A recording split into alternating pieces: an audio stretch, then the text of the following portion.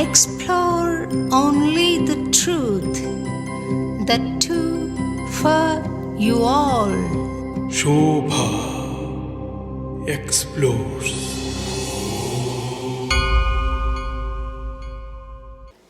నమస్తే అమ్మా. నమస్తే అమ్మా. బాగున్నారా తల్లి? చాలా బాగున్నాను. సంతోషం అమ్మా.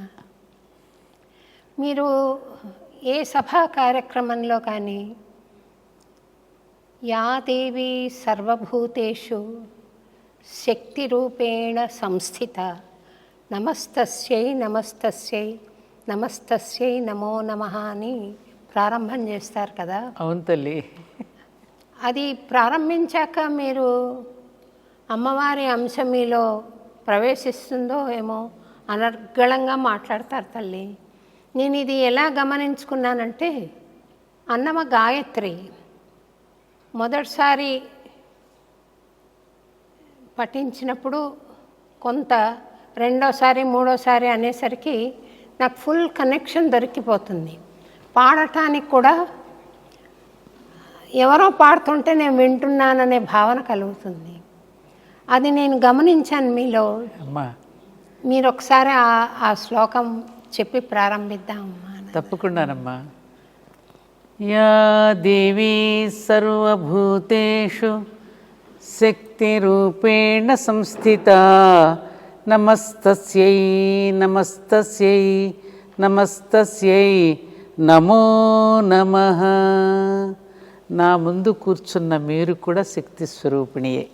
అందుకు మీకు నమస్తస్యై నమస్తస్యై నమస్తస్యై అంటూ 3 సార్లు నమస్కరిస్తున్నా. థ్యాంక్స్ తల్లి.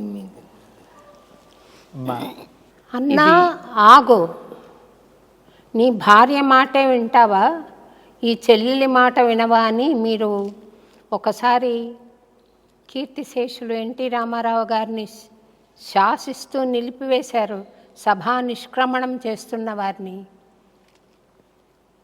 అది చాలా ధైర్యంతో కూడుకున్న చర్య తల్లి.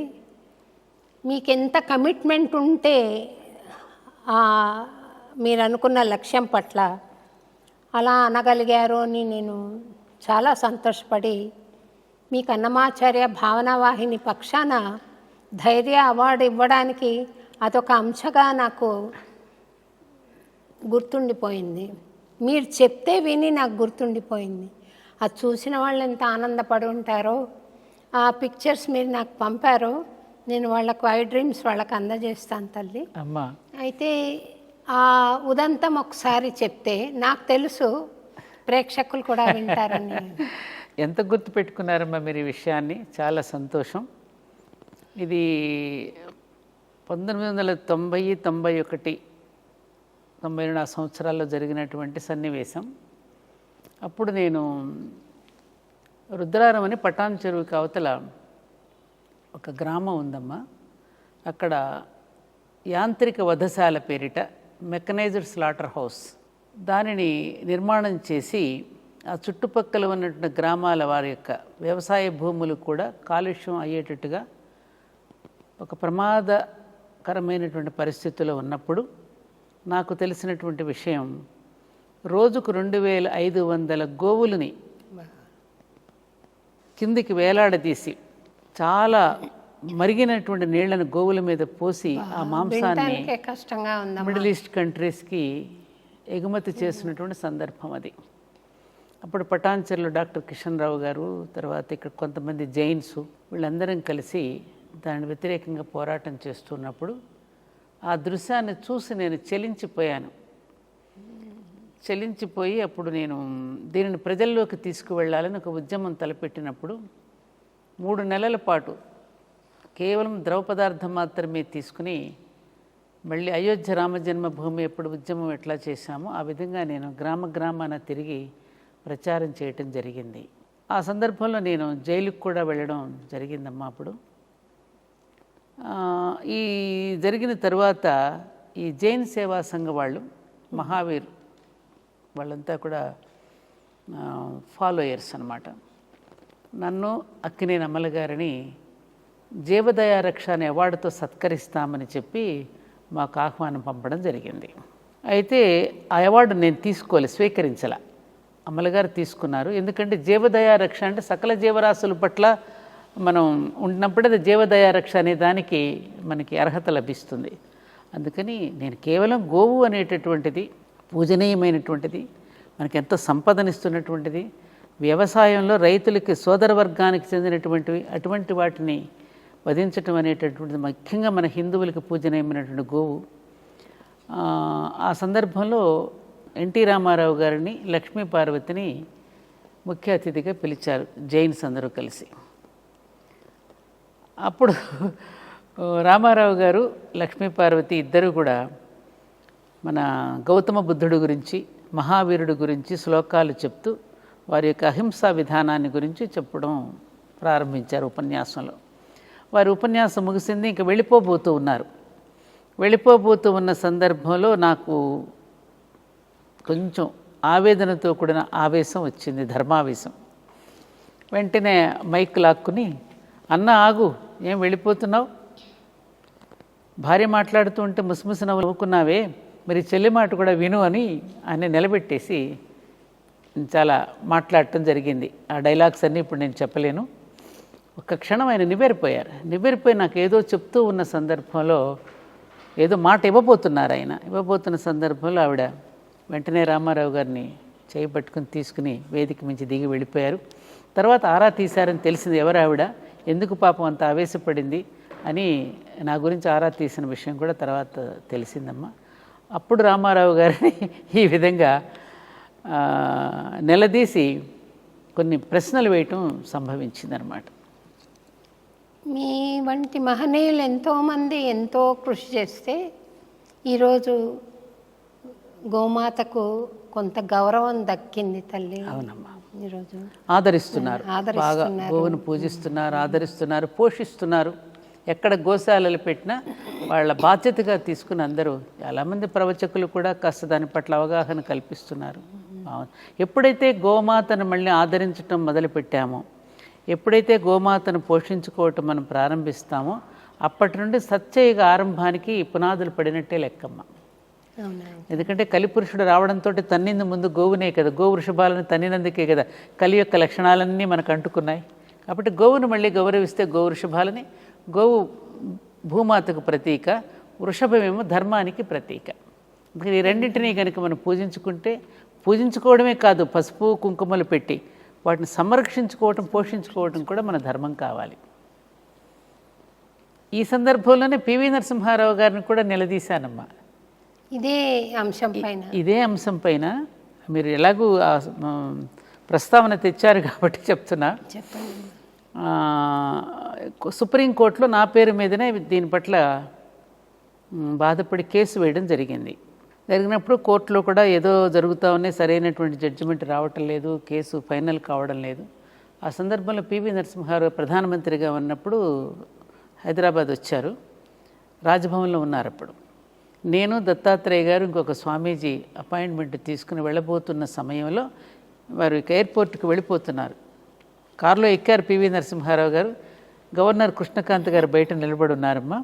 నేను బయలుదేరిపోతున్న పివి నరసింహారావు బానెట్ మీద చేతులు పెట్టి కారు ఆపేసి స్వస్తి ప్రజాభ్య పరిపాలయంతాం న్యాయేన మార్గేణ మహీమహీస గోబ్రాహ్మణేభ్య శుభమస్తు నిత్యం లోకా సమస్త సుఖినోభవంతు అన్నారు కదా పివి గారు అని నేను అంటూ ఉంటే కృష్ణకాంత్ గారు కొంచెం పులకించిపోయి ఇలా నమస్కారం పెట్టారమ్మా. ఆ శ్లోకం చెప్తూ ఉన్నప్పుడు పక్కనే అప్పుడు ముఖ్యమంత్రి ఎన్ జనార్దన్ రెడ్డి గారు ఉన్నారు. నా వైపు కొంచెం విసుగ్గా చెప్పావులే అన్నట్టుగా ఒక చేత్కారంతో తిరస్కారంగా మాట్లాడారు. నేను ఇలా చూసి, ఈ పదవి శాశ్వతం కాదండి, ఎక్కువ కాలం ఉండదు అన్న. తమాషా అమ్మ, నిజంగా 10 రోజుల్లో ఆయన పదవి పోయింది. పివి గారు శ్రద్ధగా విని ముఖ్యమంత్రిని కారులో నుంచి దింపేసి దత్తాత్రేయ గారిని కారులో ఎక్కించుకుని ఎయిర్పోర్ట్ వరకు విషయాలన్నీ తెలుసుకున్నారు. అదమ్మా పివి నరసింహారావు గారి గొప్పతనం. మహానుభావుడిని తలుచుకోవాలి ఈ సందర్భంగా. ఆయన అన్ని విషయాలు కూలంకషంగా విని తెలుసుకుని దత్తాత్రేయ గారు కొన్ని విషయాలు చెప్పడం జరిగిందమ్మా. ఈ 2 విషయాలు, అటు పివి నరసింహారావు ప్రధానమంత్రి గారిని, మన ముఖ్యమంత్రి గారిని కూడా ఈ సందర్భంగా కలిసి దాన్ని గుర్తు చేసినటువంటి సందర్భం అది. మీరు గుర్తు చేశారు, చాలా సంతోషం. అమ్మ, మీరు గోమాత గురించి ప్రస్తావన చేశాం కదా మనం ఇప్పుడు. గోవులో సమస్త దేవతామూర్తులు నివసిస్తారు అని మనం విశ్వసిస్తాం. కానీ హేతువాదులు ఒక కుక్క ప్రాణం ఎంత ముఖ్యమో ఆవు ప్రాణం అంతే ముఖ్యము. కుక్కకి ఎలా నొప్పి కలుగుతుందో ఆవుకు అలాగే నొప్పి కలుగుతుంది. ఏ విధంగా ఆవు శ్రేష్టమైనది మాకు భౌతికంగా కనపడదు కదా అంటారు. వాళ్ళకి ఎటువంటి సమాధానం ఇస్తే బాగుంటుంది అని. అమ్మా, ఇప్పుడు మనకి కూడా మానవులలో కూడా తల్లికి ఇచ్చే స్థానం తల్లిది, భార్యకి ఇచ్చే స్థానం భార్యది మనం ఎలా అయితే ఇస్తున్నామో, సమస్త జీవరాశులలో మానవ జన్మ అనేటువంటి దుర్లభమైనది, ఉత్తమమైనది అని చెప్తారు కదా. అలాగే ఆవుని ఎప్పుడు కూడా మనం జంతువు అని, పశువు అని ఇప్పుడు మనం పిలవం. ఆవుని గోమాతగా మనం ఎందుకని ఆరాధిస్తున్నామంటే, సృష్టి ఆరంభంలో ద్వాదశాదిత్యులు, అష్టవసువులు వీళ్ళందరూ కూడా యజ్ఞం చేస్తూ ఉన్నప్పుడు యజ్ఞంలో మొట్టమొదటిసారిగా దానిలో నుంచి వచ్చింది కామధేనువు. ఎందుకు వచ్చింది, ఎందుకు ఇచ్చారు మనకి కామధేనువుని? కామధేనువుని గనుక ఇస్తే మానవాళిని కామధేనువే చూసుకుంటుంది. దాని యొక్క సంపద ద్వారా మానవులందరూ కూడా మనుగడ సాగిస్తారు అనే ఉద్దేశంతో మనకి భగవంతుడు సమర్పించినటువంటిది కామధేనువు. తర్వాత కల్పవృక్షం. అందుకనే దేవాలయాలలో విగ్రహ ప్రతిష్ఠ చేసేటప్పుడు నేత్రోన్మీలనం చేస్తారు. ఆ ఉన్మీలనం చెయ్యగానే వెంటనే అక్కడ గోవుని ఎందుకు ముందు పెడతారు? భగవంతుడి దృష్టి కనుక గోవు మీద పడితే గోవు దృష్టి మన మీద ఉంటుంది. అందుకని గోవు యొక్క పృష్ఠభాగంలో లక్ష్మి ఉంటుంది అనడానికి కారణం ఏమిటంటే, అక్కడ నుంచి వచ్చేటువంటి పంచగవ్యాలు ఏవైతే ఉన్నాయి పృష్ఠభాగం నుంచి, పాలు, పెరుగు, వెన్న, నెయ్యి, విత్తము, ఆవు పేడ, మలము, ఇవన్నీ కూడా పంచతం, ఇవన్నీ కూడా ఔషధ గుణాలు కలిగినటువంటివి, మనకు ఆరోగ్యాన్ని ఇచ్చేటటువంటిది. కాబట్టి గోవును మనం మాతగా స్వీకరించి దాని నుంచి సంపదను మనం పొందుతున్నాం. కాబట్టి సైంటిస్టులు కూడా దాన్ని నిరూపించారు. గోవు యొక్క గర్భంలో అర్ధసేరు బంగారం ఉంటుందని మన పూర్వీకులు చెప్పే విషయాన్ని మన గుజరాత్లో ఒక శాస్త్రవేత్త నిరూపించి దానిలో నుంచి బంగారం తయారు చేసి కూడా చూపించాడు మనకి.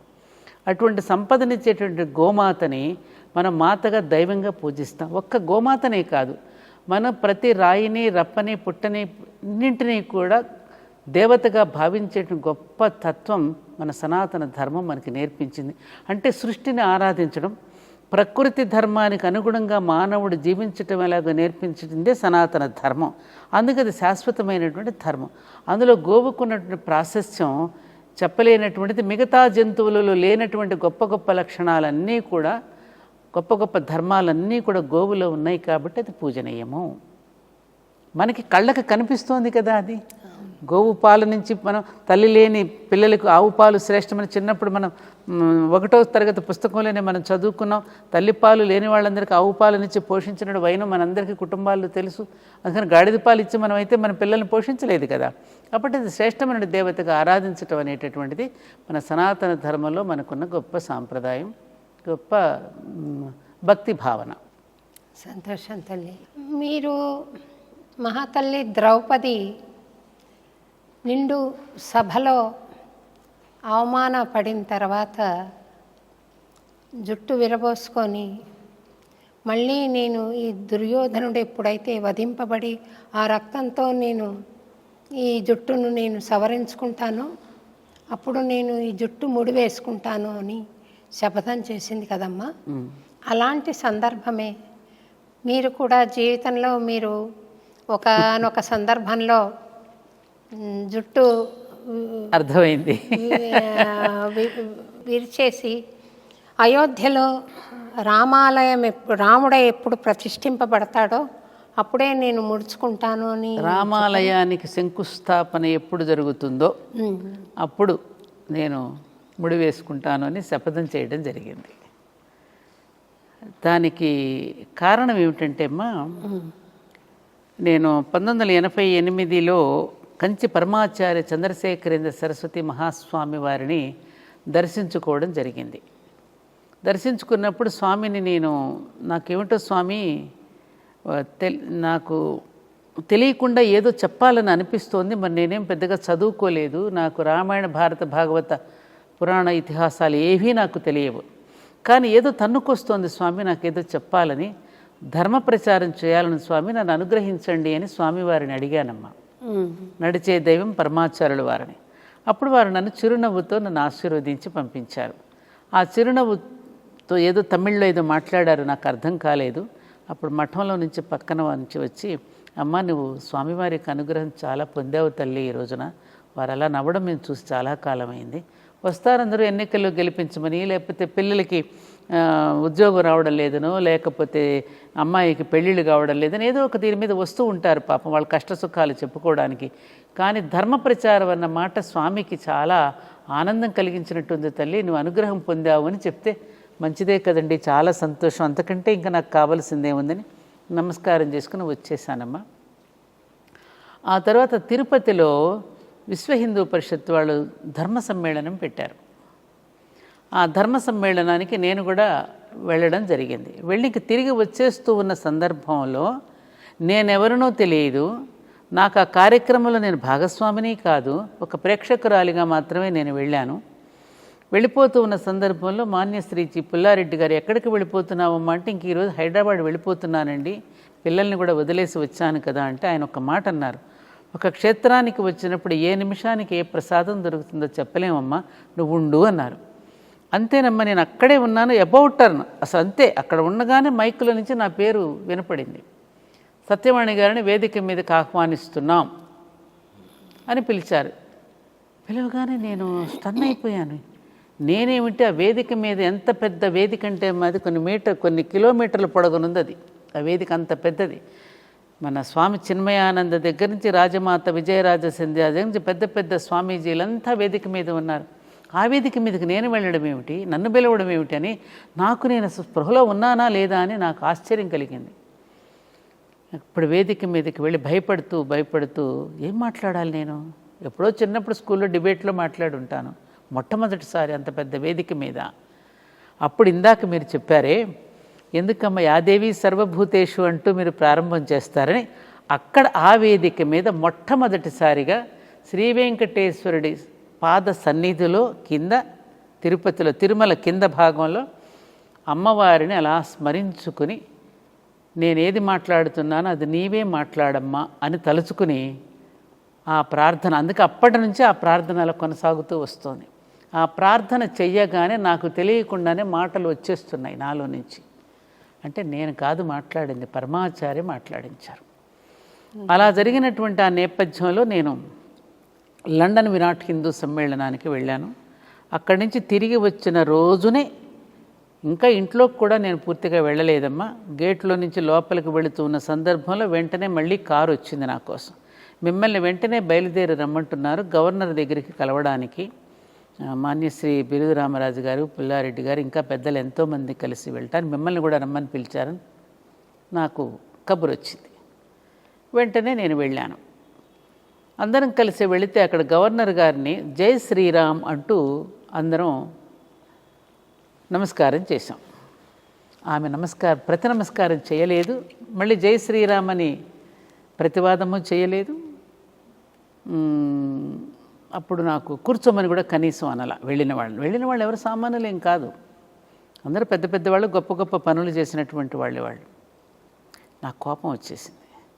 అంతకుముందు విరాట్ హిందూ సమ్మేళనంలో చాలామంది ప్రముఖుల యొక్క మాటలు విని ఉన్నాను, తిరుపతిలో కూడా విని ఉన్నాను. ఈ లోపల ఈ ఆలోచనలన్నీ నాలో సుళ్ళు తిరుగుతున్నాయి. ఏమిటి, శ్రీరామచంద్రుడి యొక్క మాట చెప్పగానే ఎందుకు వీళ్ళకి ఇంత చిరాకు, ఎందుకు ఇంత పరాకు? నేషనల్ హీరోనే కాదు, ఆయన జగత్తును మొత్తాన్ని పరిపాలించినటువంటి సార్వభౌముడు. అటువంటి సార్వభౌముడిని శ్రీరామచంద్రుడు పేరెత్తగానే వీళ్ళు ఎందుకు ఇంత చిరాకు పడుతున్నారు? ఈ దేశం ఎవరిది, ఈ భూమి ఎవరిది? ఇలాంటి ఆవేశపూరితమైనటువంటి మాటలు నాలో సుళ్ళు తిరుగుతున్నాయి. బయటకు వచ్చిన తర్వాత అక్కడ ఖైరతాబాద్లో బెల్లా విస్టా దగ్గర బహిరంగ సభ. అక్కడికి రాగానే నా వంతు వచ్చింది, నన్ను మాట్లాడమన్నారు. కానీ అప్పటికే నా లోపల ఈ ఆవేశపూరితంగా ఇలా ఆలోచిస్తున్నాను కదా, ఈ కోపం ఉంది లోపల. వెంటనే నా నోటి నుంచి, మరి ఏ స్వామీజీ పలికించుంటారు, అయోధ్యలో శిలాన్యాసం జరిగే వరకు నేను కురులు ముడవను అని శపథం చేసేసి ఇంటికి వచ్చేసి అక్కడే జుట్టు ముడి తీసేసి రాగానే మా వారు కూర్చుని ఉన్నారు అక్కడ లోపల. ఆయన బిత్తరపోయి చూస్తున్నారు, ఇట్లా జుట్టు ముడి తీసుకుని వచ్చేసాను కదా. మా మదర్ ఉన్నారు, పిల్లలు ఇంట్లో ఉన్నారు. ఏమండి నేను భయపడుతూనే వారి దగ్గరికి వెళ్ళి, నేను యాజ్ ఏ హిందూ ధర్మపత్నిగా మీ అనుమతి లేకుండా నేనేమి చేయకూడదు, కానీ మరి ఈరోజు ఏదో ధర్మావేశంలో ఇలా అనేసి వచ్చాను. నేను ఇలా అనిన తర్వాత మరి నేను ఇంట్లో ఉండడానికి వీల్లేదు, నేను ఇంకా ప్రజల్లోకి వెళ్ళాలి. ఎందుకు శ్రీరామచంద్రుడి యొక్క మందిరం అవసరమో నేను ప్రజలకు వివరించాలి అంటే రాముడి గురించి, మన ధర్మాన్ని గురించి నేను చెప్పాల్సిన అవసరం ఉన్నది. మరి మీ అనుమతి కావాలి అంటే, నా అనుమతితో ఇందులో నీకు అవసరం లేదు. I am also devotee of Rama, కాబట్టి ఇందులో నా అనుమతితో నీకు పని లేదు, యు గో హెడ్ అన్నారండి వారు. మా అమ్మాయిని కూడా అడిగాను, తను కూడా ఇలాగే, ఇప్పుడే చదివానమ్మా, జీవితాంతం పగలు చిమ్మే కంటే ఒక్క క్షణం వెలిగి ఆరిపోయినా చాలని, నువ్వు వెళ్ళి నీ స్ఫూర్తితో మేము బ్రతికేస్తామని అబ్బాయి ఇలా ప్రేరణించిపోయి అప్పటికప్పుడు హ్యాబిట్స్కి వెళ్ళి ఒక మైక్ సెట్ కొని, నా దగ్గర ఇంకా ఉంది అది, కొనుక్కుని ఒక చిన్న మెటాడోర్ని శక్తిరథంగా తయారు చేసుకుని నాకు నేనే 2 కుర్రవాళ్ళని పెట్టుకుని, ఇప్పుడు మాతాజీ శివచైతన్య గారిని విజయవాడలో ఉన్నారమ్మ. ఇప్పుడు అమ్మ, ఒక సన్యాసినిగా నేను చేయవలసిన దాన్ని మీరు గృహస్థుగా తీసుకున్నారు కాబట్టి నేను సిగ్గుపడుతున్నాను, నేను వస్తాను మీతో అని ఆవిడ అనడం, ఆమెను వెంటబెట్టుకుని అలా అన్ని గ్రామాలు రోజుకు 18 గంటలు 18 గ్రామాలు తిరిగి శ్రీరామచంద్రుడు సన్నిధికి వెళ్ళి మొట్టమొదటిగా శిలాన్యాసం చేసే అదృష్టాన్ని, రాముడి యొక్క అనుగ్రహాన్ని పొందిన ధన్యజీవినమ్మ. సంతోషం తల్లి. అక్కడ నవయుగ ద్రౌపది అని ధర్మాచార్యులందరూ మంగళాశాసనం చెబుతూ వేణీబంధనం చేశారు. ఇది ఆనాడు జరిగిన సంఘటన. మీకు పరమాచార్య యొక్క అనుగ్రహం. తగిన సంభావన తల్లి. అమ్మా, మీకు తగిన సంభావన. అమ్మ ఈ ధర్మపురి అని ఒక దేవస్థానాన్ని మీరు ఏర్పాటు చేశారు కదమ్మా. అక్కడ సకల దేవతామూర్తుల్ని నేను దర్శించుకున్నాను. నేను 5-6 సార్లు వచ్చాను. అవునమ్మా, చూశాను. చాలా దివ్యంగా ఉంటుంది తల్లి భావన. అక్కడికి వచ్చినప్పుడు మిమ్మల్ని చూసినా, అమ్మవారిని చూసినా ఒకే భావన కలుగుతూ చాలా అద్భుతమైన ప్రకంపనలు ఉంటాయి అక్కడ. అయితే మీరు అక్కడ షిరిడీ బాబాను కూడా ప్రతిష్ఠ చేశారు కదా. షిరిడీ బాబా ఒకప్పుడు నేను వెంకటేశ్వర స్వామికి ప్రతిరూపంగా భావించి నేను ఆరాధించిన మూర్తి ఆయన. నాకు కలిగిన అనుభవాలు కూడా చాలా ఉన్నాయి, ఎంతోమందికి. అవునమ్మా. అయితే ఎందుకని ఈ రోజుల్లో చాలా ప్రముఖమైన దేవస్థానాల నుండి ఆయన విగ్రహాలు తొలగించి వేయడం కానీ, ఆయన హిందూ మతానికి చెందినవాడు కాదు అని ఇటువంటి ప్రసక్తి వస్తోంది కదా, అది సబబేనా? ఏమాత్రమూ సబబు కాదు. నాకు కూడా చాలా బాధ కలుగుతుంది ఈ విషయంలో అమ్మ. అసలు సనాతన ధర్మం అనేటువంటి పదాన్ని కూడా ఎలా పడితే అలా వాడేస్తూ, దాని యొక్క లోతు తెలియనటువంటి వ్యక్తులు కూడా ఇష్టం వచ్చినట్టు మాట్లాడేస్తున్నారు. ఈ మధ్యన సోషల్ మీడియాలో చూస్తున్నారు. ఈ మధ్యన ఈ షిరిడీ సాయిబాబా గురించి ఏదో సందర్భంలో మాట్లాడుతూ ఉన్నప్పుడు ఒక అతను కామెంట్ పెట్టాడు, అమ్మ మీరంటే చాలా గౌరవం, మీరు ముస్లింని మీరు ప్రోత్సహిస్తున్నారు కాబట్టి మీరంటే గౌరవం తగ్గిపోయింది నాకని పెట్టాడు ఒక కామెంట్. అంటే వీళ్ళు ఎంత మూర్ఖత్వంతో ఆలోచిస్తున్నారు, ఎంత మూర్ఖత్వంతో ఆలోచిస్తారు, ఎంత దిగజారుడుతనంతో ఆలోచిస్తున్నాం మనం. అంటే హిందువుగా పిలువబడుతున్న వాళ్ళందరూ గొప్పవాళ్ళుగా ఉన్నారా? మహమ్మదీయులుగా పిలువబడుతున్న వాళ్ళందరూ దుర్మార్గులుగా ఉన్నారా? కరెక్ట్. ఎవరు ప్రేరేపిస్తున్నారు? ఇటువంటి మత ఘర్షణలు ప్రేరేపిస్తున్న వాళ్ళని వదిలిపెట్టి సామాన్యులను కూడా అలా పెట్టేసి మాట్లాడటం అనేది ఎంతవరకు సబబు? ఇప్పుడు మన ధర్మపురి క్షేత్రంలో ప్రతి సంవత్సరము శ్రీరామనవమి చేసేటప్పుడు మహమ్మద్ షరీఫ్ మియా గారు తలంబరాలు పట్టుకొస్తారు, ముత్యాల తలంబరాలు. ఆ విధమైనటువంటి ఒక సోదర భావంతో జీవిస్తున్నటువంటి జీవన విధానం మనది. సనాతనం అంటే ఏమిటి అసలు? పురాతనం కాదు కదా, శాశ్వతమైన ధర్మం, ఎటర్నల్ ధర్మ. అది ఎవరు వ్రాయబడింది కాదు, అది అపౌరుషేయం, ప్రకృతి ధర్మమే మానవ ధర్మంలో ఉన్నది. ప్రకృతితో శృతి కలుపుకుంటూ జీవించడమే మానవ ధర్మం. Man is the grand symbol of universe. బ్రహ్మాండంలో ఏదైతే ఉందో ఈ పిండాండంలో కూడా అదే ఉన్నది. అందుకని ఈ వైవిధ్యాన్ని అర్థం చేసుకుంటూ మనం పురాణాలు మాట్లాడుకోవద్దమ్మా. రామాయణం, భారతం, భాగవతం, వేదాలు ఇవన్నీ పక్కన పెడదాం. నువ్వు ఒకసారి ప్రకృతిని గమనిస్తే ఆకాశం అందరికీ ఒకటేనా? మహమ్మదీయులకి వేరుగా, క్రైస్తవులకి వేరుగా, హిందువులకి వేరుగా ఉన్నదా? నేల మీరు పాడుతూ ఉంటారుగా, బ్రహ్మం ఒక్కటే పరబ్రహ్మం ఒక్కటే అని. ఒకరికి ఒక విధంగా ఉన్నదా? గాలి ప్రత్యేకించి హిందువుల మీద ఒక రకంగా, మహమ్మదీయుల మీద ఒక రకంగా వీస్తోందా? నదీ జలాలు, సముద్ర జలాలు ఒకరికి ఒక రకంగా మరొక రకంగా ఇస్తున్నాయమ్మా. అందరం తాగుతున్నది అదే నీరు, అందరూ నడుస్తున్నది అదే నేల, అదే ఆకాశం. ఈ భేదభావాలు సృష్టిస్తున్నది ఎవరు? మానవులు. అసలు ఆయన మహమ్మదీయుడని ఎవరు చెప్పారు? ఎవరు నిర్ధారించారు మహమ్మదీయుడని? అయితే కూడా ఒకవేళ మహమ్మదీయుడు అయితే కూడా తప్పేమిటి? ఒక మహమ్మదీయుడు, ఇప్పుడు భక్త కబీర్ విన్నాం మనం. భక్త కబీర్ రామభక్తుడిగా ఉండి కీర్తనలు పాడుకుంటూ ఎంతమందిలో భక్తిభావాలు నెలకొల్పి కబీర్ దోహాలు ఎంత గొప్పగా ఉంటాయమ్మా. మన అబ్దుల్ కలాం గారు ఏ రాష్ట్రపతి అమ్మా 3 పెన్నులతోనూ 3 కోట్లతోనూ 2 ప్యాంట్లతో బయటకు వచ్చేసాడు ఆయన. ఎంతమంది అలా ఉండగలిగారు? అటువంటి గొప్ప మహానుభావుడు రామేశ్వరంలో ప్రసాదాన్ని స్వీకరించేవాడినని చెప్పాడే. ఆ అస్త్రాలను ప్రయోగిస్తున్నప్పుడు కూడా ఏమన్నాడు? రామేశ్వరం గుడిగంటలు మోగుతున్నట్లు ఉన్నాయన్నారు ఆయన. కంచి పరమాచార్యులు వారు, ఆయన శంకర మఠం దగ్గర సమీపంలో ఒక మసీదు ఉంటుందమ్మా. అక్కడ ఆ మసీదును తొలగించాలని కొంత ప్రయత్నం జరుగుతూ ఉన్నప్పుడు స్వామీజీకి ఆ విషయం తెలిసి దాన్ని ఆపారు. ఆయన ఆపేసి ఏమన్నారు? అక్కడ వాళ్ళు నమాజు చేసుకుంటూ ఉన్నప్పుడు నాకు ప్రార్థనా సమయాన్ని గుర్తు చేస్తుంది కాబట్టి దయచేసి దాన్ని తొలగించకండి అని చెప్పారు ఆయన. ఎంత గొప్ప మాటమ్మా. ఇప్పుడు మన రామకృష్ణ పరమహంస కానీ, షిరిడీ సాయినాథుడు కానీ, మన స్వామి వివేకానంద, తర్వాత మన రమణ మహర్షి, ఈ యోగులందరి చరిత్రలు చదివితే ఆ యోగులందరి జీవితాలను తడిమి చూస్తే వాళ్ళు ఏం చెప్పారు మనకి? అందుకని మనది అసలు మతం కాదు కదా, మనది ధర్మం.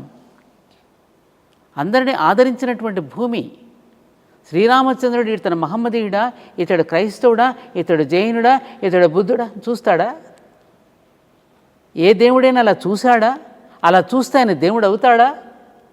కాబట్టి ఈ మత ఘర్షణను రేకెత్తించి ప్రజలలో ఈ రకమైన భేదభావాలను సృష్టిస్తున్నటువంటి వాళ్ళ మీద మనం ఇది చేయాలి తప్ప, ప్రజలలో ఈ రకంగా మతాల పట్ల, కులాల పట్ల ఈ విధమైన భేదభావాలు సృష్టించి ఆనాడు బ్రిటిష్ వాళ్ళు డివైడ్ అండ్ రూల్ ప్రవేశపెడితే దాన్ని మరింతగా దానిని మనం ఇంకా పెంచి పోషించుకుంటున్నామే. ఆయన ఏం చెప్పాడు? మీరు శ్రీరామనవమి కళ్యాణ ఉత్సవాలు జరిపించారు బాబా, దీపాలు వెలిగించారు దీపావళి రోజున, పక్కనే ఆంజనేయ స్వామి గుడిలో పూజలు చేయించారు, ఖండోబా అంటే పరమశివుడి దగ్గరికి పూజలు చేయించారు, విద్యాలయాలు పెట్టించారు. ప్రతి వాడిని కూడా దగ్గరికి వెళ్ళి స్పృశించి వాళ్ళ యొక్క కష్ట సుఖాలను తెలుసుకుని ఆ కష్టాలను తాను స్వీకరించి వాళ్ళందరికీ కూడా మేలు చేశాడు. స్మరించగానే అందరి దగ్గరికి ప్రత్యక్షమవుతున్నాడు. మన జీవితాలలో అనేక సన్నివేశాలు మనం చవి చూస్తున్నాం రోజు. నాకే జరిగిందమ్మా. ఒకసారి నేను మన ట్రాన్స్ఫర్ మీద ఊటీ వెళ్ళాం మేము. ఆ ఊటీలో మాకు ఒక కొండ మీద ఇచ్చారు ఇల్లు, బంగ్లా. ఇచ్చినప్పుడు నాకేమీ తోచకట్లా చదువుకుంటూ లలితా సహస్రనామం చదువుకుంటానికి పూజ గదిలోకి వెళ్ళబోతూ ఎందుకో మనసులో ఒక ఆలోచన వచ్చింది. బాబా నిజంగా మీరు కనుక ఉంటే నాకు ఇప్పటికప్పుడు మీరు విభూతి పంపించండి అని మనసులో స్మరించుకున్నాను, చూద్దామని.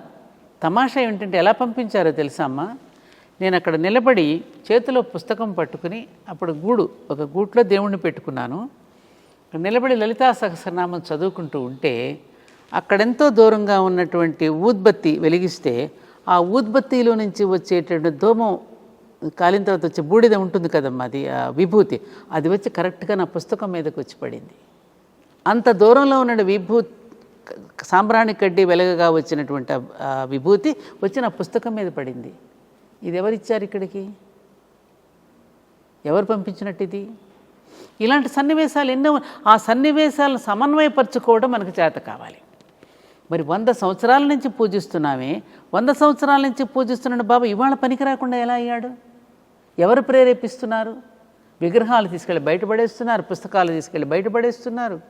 ఇష్టం వచ్చినట్టు కామెంట్స్ పెట్టేస్తున్నారు, ఎవరికి తోచినట్టు వాళ్ళు మాట్లాడేస్తున్నారు. మహమ్మదీయుల్లో గొప్పవాళ్ళు లేరా? హిందువులలో దుర్మార్గులు లేరా? హిందువులు ఎంతవరకు హిందుత్వాన్ని ఆచరిస్తున్నారు? అసలు ప్రేమతత్వమే కదమ్మా నేర్పించింది. ఏ గురువైనా సరే ప్రేమతత్వమే కదా. ప్రేమతత్వంతో నువ్వు దగ్గరకు తీసుకున్న సనాతన ధర్మం కానీ, సనాతన ధర్మం ఎవరిని కూడా విడదీసి చూడలేదు, అందరినీ కలపడానికే ప్రయత్నం చేసింది. అందుకని మన గురువులంతా చెప్పింది ఏమిటి? మతము అనే కూడని స్థితి నుండి ధర్మము అనే కూడలికి చేరుదాం. మతము అనే కూడని స్థితి నుండి ధర్మము అనే కూడలికి చేరుదాం. అప్పుడేమవుతుంది? ఇవాళ ప్రపంచ దేశాలన్నీ కూడా మన భారతదేశం వైపుకు చూస్తూ అక్కడ చర్చిలన్నీ వేలం వేస్తూ ఉంటే మన ప్రవాస భారతీయులు దాని వేలంలో కొని ఆలయాలుగా రూపొందిస్తున్నారమ్మా. మీరు పుట్టపర్తి వెళ్ళారు, మీకు తెలుసు, బాబా దగ్గరికి మీరు వెళ్ళారు. ఆ పుట్టపర్తికి వెళ్ళినప్పుడు ఆ తెల్ల జాతీయులందరూ కూడా అలా శిల్పాల్లా కూర్చుని ఆ ధ్యానం చేసుకుంటూ తపస్సు చేసుకుంటుంటే ఏమనిపించింది మనకి? వాళ్ళు ఏమన్నారు? ఇవేవి మాకు చెప్పలేదు, ఇదేది మాకు తెలియదు, మాకు వాళ్ళు ఏదో చెప్తే ఇప్పుడు నమ్ముకుంటూ వచ్చాం. ఇప్పుడు సనాతన ధర్మిక విలువలను బాబా బోధిస్తూ ఉంటే మాలో మేలుకొలుపు జరిగింది కాబట్టి దీనికి మేము ఎడిక్ట్ అయిపోయాం. ఇప్పుడు మేము ఆనందంగా సంతోషంగా బాధను కూడా మర్చిపోయి మేమందరం హ్యాపీగా ఉండగలగడానికి బాబానే కారణం చెప్పడంలా. ఎంతమంది విదేశీయులు మన సనాతన ధర్మం మీద పరిశోధన చేసి గ్రంథాలు రాశారు. అటువైపునేమో మేలుకొని అటు చేస్తూ ఉంటే ఇక్కడ మన దేశంలో ఈ రకమైన విభేదాలు కనుక సృష్టించుకుంటే ఏమైపోతాం మనం? రేపు భావితరాలకు ఏం చెప్తాం మనం? కరెక్టే తల్లి. ఏ మతంలో మంచి ఉన్నా అది సనాతన ధర్మంలోని భాగమేనమ్మా. కరెక్టే. అంతే కదమ్మా.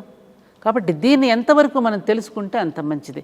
ఇప్పుడు కొన్ని కోట్లాది మంది ప్రజలు బాబాను ఆరాధిస్తూ ఉంటే, ఇవాళ మనం ఈ విధంగా తిరస్కరిస్తూ ఉంటే వాళ్ళ మనసులన్నీ గాయపడి మళ్ళీ ఒక గందరగోళంలో పడేయడంలా మనం. కొంచెం అరకొర భక్తి ఉన్నవాళ్ళు కన్ఫ్యూజ్ అయిపోతున్నారు. ఇప్పటికే మనం సాధారణంగా మనం భారతీయులు చెడిపోయారు అంటారు.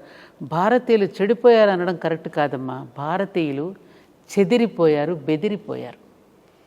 ఎంతోమంది ఈ దేశం మీదకి దండెత్తి పాలించినప్పుడు మన పురాణ ఇతిహాసాలని బూతుమాటలు అన్నారు. రామాయణం రంకు, భారతం బొంకు, వేదాలన్నీ కూడా ప్రాకృతిలో ఉన్న పిచ్చి గీతలు అన్నారు, పిచ్చి రాతలు అన్నారు. ఎన్నో రకాలుగా మనల్ని భ్రమలోకి గురి చేస్తే నిజమేనేమో అనే భ్రమల్లో మనం పడిపోయాం. ఎందుకని? మనకి శాస్త్రం మీద అధ్యయనం చేసే శ్రద్ధ లేకపోవడం వల్ల వేదాలను చాంటింగే చేస్తున్నాను తప్ప వేదాధ్యయనం చేసి దాని అర్థాన్ని సరిగ్గా మనం వివరించకపోవటం వల్ల చాలా ప్రమాదం జరిగింది. వర్ణ వ్యవస్థని వక్రీకరించారు కదా. వర్ణ వ్యవస్థను కులాలతో ముడిపెట్టేశారు. శ్రీకృష్ణుడు భగవద్గీతలో చెప్పింది ఏమిటి? ఆ భగవద్గీత శ్లోకాన్ని తాత్పర్యంతో పారాయణ చేస్తాం కానీ దాని లోతుకు వెళ్ళి మనం పరిశీలించము. ఆ లోతుకు వెళ్ళి పరిశీలించడమే కాకుండా మనల్ని స్పృశించి మనకు ఇప్పుడు బాబా ఉన్నారు, మళ్ళీ అక్కడికి వస్తున్నానని ఏమనుకోవద్దు. ప్రతి మనిషిని కూడా స్పృశించి దగ్గరకు తీసుకుని ప్రేమతో చెప్పారు. ఎంతమంది మన వాళ్ళలో సామాన్య ప్రజల్ని దగ్గరకు తీసుకుని వాళ్ళకి దర్శనమిచ్చి వాళ్ళని దగ్గర కూర్చోపెట్టుకుని ప్రేమతో చెప్తున్న వాళ్ళు ఎంతమంది ఉన్నారమ్మా? మనల్ని మనం పరిశీలించుకోవద్దు? మనం చేసిన తప్పులు మనం సరిదిద్దుకోవద్దా? మనం ఎంతమందిని దూరం పెట్టేశాం, ఎంతమందిని దూరంగా నెట్టేశాం, రాకూడదని ఆంక్షలు పెట్టాం, ముట్టుకోకూడదని ఆంక్షలు పెట్టాం. ఎందుకు ముట్టుకోకూడదో ఎందుకు చెప్పామా వాళ్ళకి? మనం చెప్పనప్పుడు అవతల వాళ్ళు ఎత్తుకుపోరా? వాళ్ళు చంకన ఎత్తుకోరా? మనం చేసిన తప్పులను మనం సరిదిద్దుకోకుండా ఎంత మట్టుకు ఈ విధంగానే భేదభావాలను సృష్టిస్తూ పోతే మనం ఎప్పుడు బాగుపడతాం? ఇక చాలా చక్కగా. అవునా కదా అమ్మా? దూరం పెట్టింది మనం, చంకనెత్తుకున్నారు వాళ్ళు. నేను చిన్నప్పుడమ్మా, నాకు 7వ సంవత్సరం వయసు, నేను కూర్చుని చదువుకుంటున్న అరుగు మీద. మా ఇంట్లో పెద్ద పాలేరని ఉండేవాడు. అతను శ్రీరామనవమి పండుగ కళ్యాణం జరుగుతోంది మా ఊర్లో. జరుగుతుంటే పానకం తీసుకురాడు, ఇంత పెద్ద లోటా పట్టుకుని వెళ్ళాడు. ఖాళీ లోటాతో తిరిగి వస్తున్నాడు. ఏం రాజుగా ఏది పానకం ఏది అన్నాను. చిన్నపిల్లని నేనప్పుడు. అమ్మగారు నాకు పోయినన్నారు, పాపగారు నాకు. ఎందుకని పోయినా? నేను హరిజనుడునని నాకు పోయినన్నారని. ఎవరా నిన్న రా నేను పోయిస్తాను, ఎలా అడుగు? అప్పుడు వెళ్ళి నిలదీసి అడిగి పానకం పోయించి తీసుకొచ్చా. ఎందుకు అతనికి పోయినన్నారు? హరిజనుడు అంటే ఎవరు? ఎందుకు అతను దూరంగా పెడుతున్నారు మీరు? చిన్నప్పుడే నేను పోరాడాను ఈ విషయం మీద. అలా దూరం పెట్టింది ఎవరు? మనం కదా. ఎందుకు దూరం పెట్టాం? ఎందుకు? శాస్త్రం ఏం చెప్పింది? మనసున్నవాడు, మనసుతో పనిచేస్తున్నటువంటి వాడు వేదాధ్యయనం చేయాలి. శరీరంతో పనిచేసేటటువంటి వాడు ఆజ్ఞ మేరకు శరీరంతో పనిచేస్తున్న వేదాధ్యయనంతో పని లేదు. శరీరాన్ని సమాజానికి సమర్పించుకుంటూ అతను సేవ చేస్తున్నాడు కాబట్టి వర్క్ ఈజ్ వర్షిప్, అది పూజ కంటే గొప్పదైనట్టుంది. కాబట్టి అతను దేవాలయాలకి రాకపోయినా పర్వాలేదు, అతనే పూజనీయుడు, అతడు అందరికంటే గొప్పవాడు అని చెప్పింది వేదం. మరి దాన్ని చెప్పామా మనం? నాకు ఒక సంఘటన గుర్తొస్తుందమ్మా. నేను అన్నమాచార్య స్కాలర్షిప్ స్టూడెంట్గా ఉన్నప్పుడు మా పల్లెకి వెళ్ళాను. మా పల్లె మదనపల్లెకి ఒక 20 కిలోమీటర్ల దూరంలో ఉంటుంది తిరుమల రెడ్డి వారి పల్లె అని. అక్కడ ఇక్కీరప్ప అని ఒక ఆయన ఉంటాడు, వాళ్ళ భార్య ఓబి వాళ్ళ అత్తగారు అనుకుంటా. వాళ్ళ భార్య పేరు గుర్తు రావట్లేదమ్మా. వాళ్ళిద్దరిని నేను పిలిచి, వాళ్ళు ఏకనాదం ఉంటుంది కదా, tongue tongue tongue tongue tongue tongue అంటూ తత్వాలు, సూపులోనే సూపురే పాడేవాళ్ళు. చూపులో చూపు అని చాలా లోతైన మీనింగ్ ఉన్న తత్వాలు వాళ్ళు పాడుతుంటే పిలిపించుకుని వింటున్నాను. నేను చేరేసుకొని కూర్చున్నాను. వాళ్ళని అరుగు మీద కూర్చోమంటే కింద కూర్చున్నారు ఇద్దరు, కూర్చుని పాడుతున్నారు ఇద్దరు. మా నాన్నమ్మ వెనక నుండి వచ్చింది పెద్ద గొంతుతోటి.